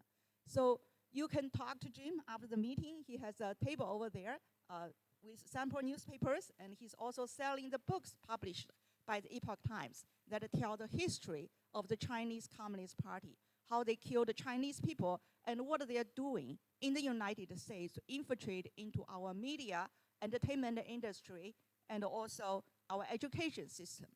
And I hope that these books, these newspapers, and also Shenyun Performing Arts can help you to understand how the Chinese Communist Party operate and how to defeat the Chinese Communist Party. Because Falun Gong practitioners and also many other Chinese Americans like me, we lived communism. We lived the propaganda. We know how the communism works. And I know how fragile this freedom is. Today, we celebrate freedom. And I wish that my brother can have this freedom one day. And I hope that my speech tonight can help you understand that freedom is not free. We need to fight to get it, and we need to fight to maintain it. And thank you very much for giving us this opportunity to speak. Thank you.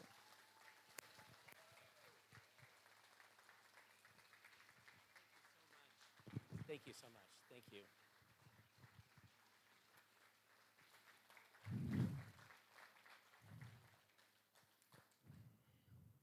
I do think that if people just understood, many of us grow up in America and we take it for granted what we have. And if you've ever, I went to school with kids who escaped from Vietnam and I remember a family in our school district had escaped in a balloon out of Eastern Europe. And they know what freedom is. And we need to hear this message more. And we need to share it wider. So with that, we're going to do a drawing. And if there is anything that I have, quick reminder here. If you guys are interested in any of the centerpieces, we're auctioning them. Well, we're selling them off for $10. So on your way out the door, if you want one of those centerpieces, you can buy it for $10. Bring it with you, and that's a good deal. You know it is. And pay for that on the way out the door as well. And we're doing an auction for a shotgun. Because if there's one thing that's a common element to all Republican events that I've gone to, it's drinking and plinking. And you got to have a firearm somewhere in the mix, or at least some ammo or something along the way. And so we're going to be doing a drawing for this shotgun right here. Look at this. I wish I'd had this that night I ran into that meth head. All right. So, we're going to do the drawing, and you want to explain how this drawing works? Because we're doing a drawing of playing cards here, right? Can I get a hands free? Oh, this is the only one that works. Now I got it. All right, I just need two hands. Can you turn that one on? No. Only one mic works. So this is the Bob Everly Memorial Shotgun Raffle.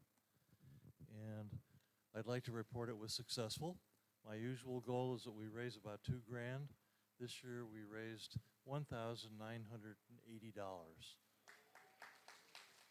So one of you didn't buy a ticket.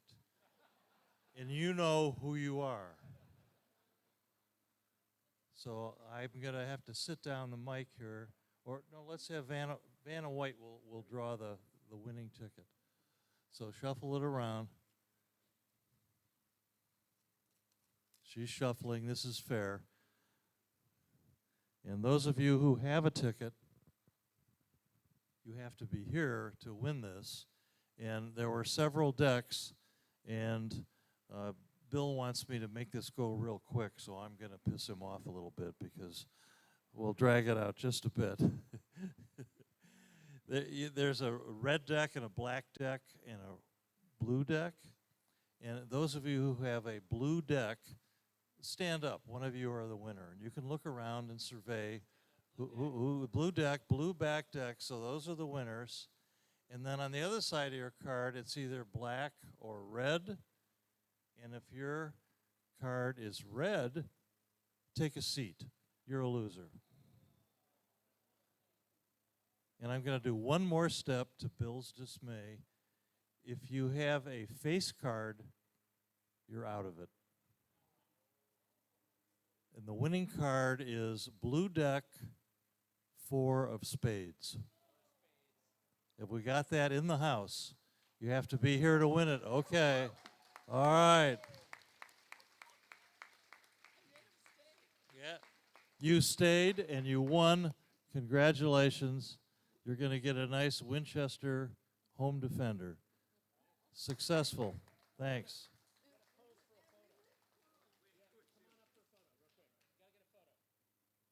Photo op here. It's gonna. Sorry, Bill. It drags it on more. You know, whatever. Yeah, he wants to get up to Vanna White here.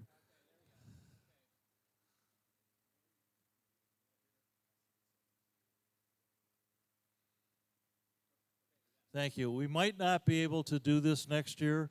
The snakes in Olympia are really against transfer of firearms, so this might not happen again. I'll try.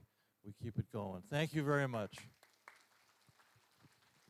All right, guys. And with that, we are closing our Lincoln Day Dinner 2026. Quick reminder here: if you won anything, make sure you pay on the way out the door. If you can, stop by the front desk out there. If you wanted a centerpiece, grab it, $10 on the way out the door. And don't forget to talk to the elected officials and the candidates who are here. Get a chance to talk to them, get a chance to visit with your Supreme Court justice up front here.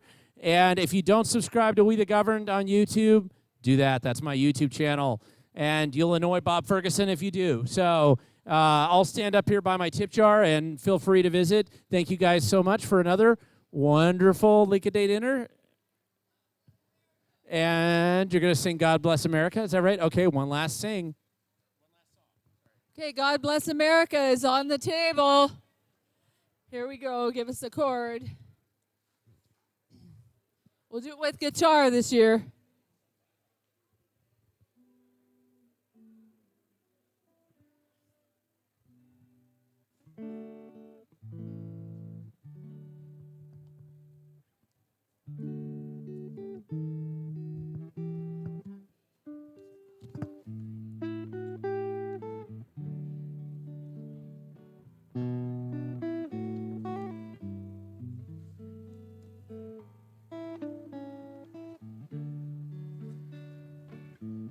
Let us all be grateful for a land so fair as we raise our voices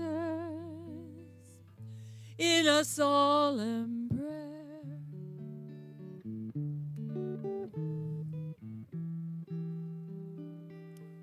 You guys ready to sing?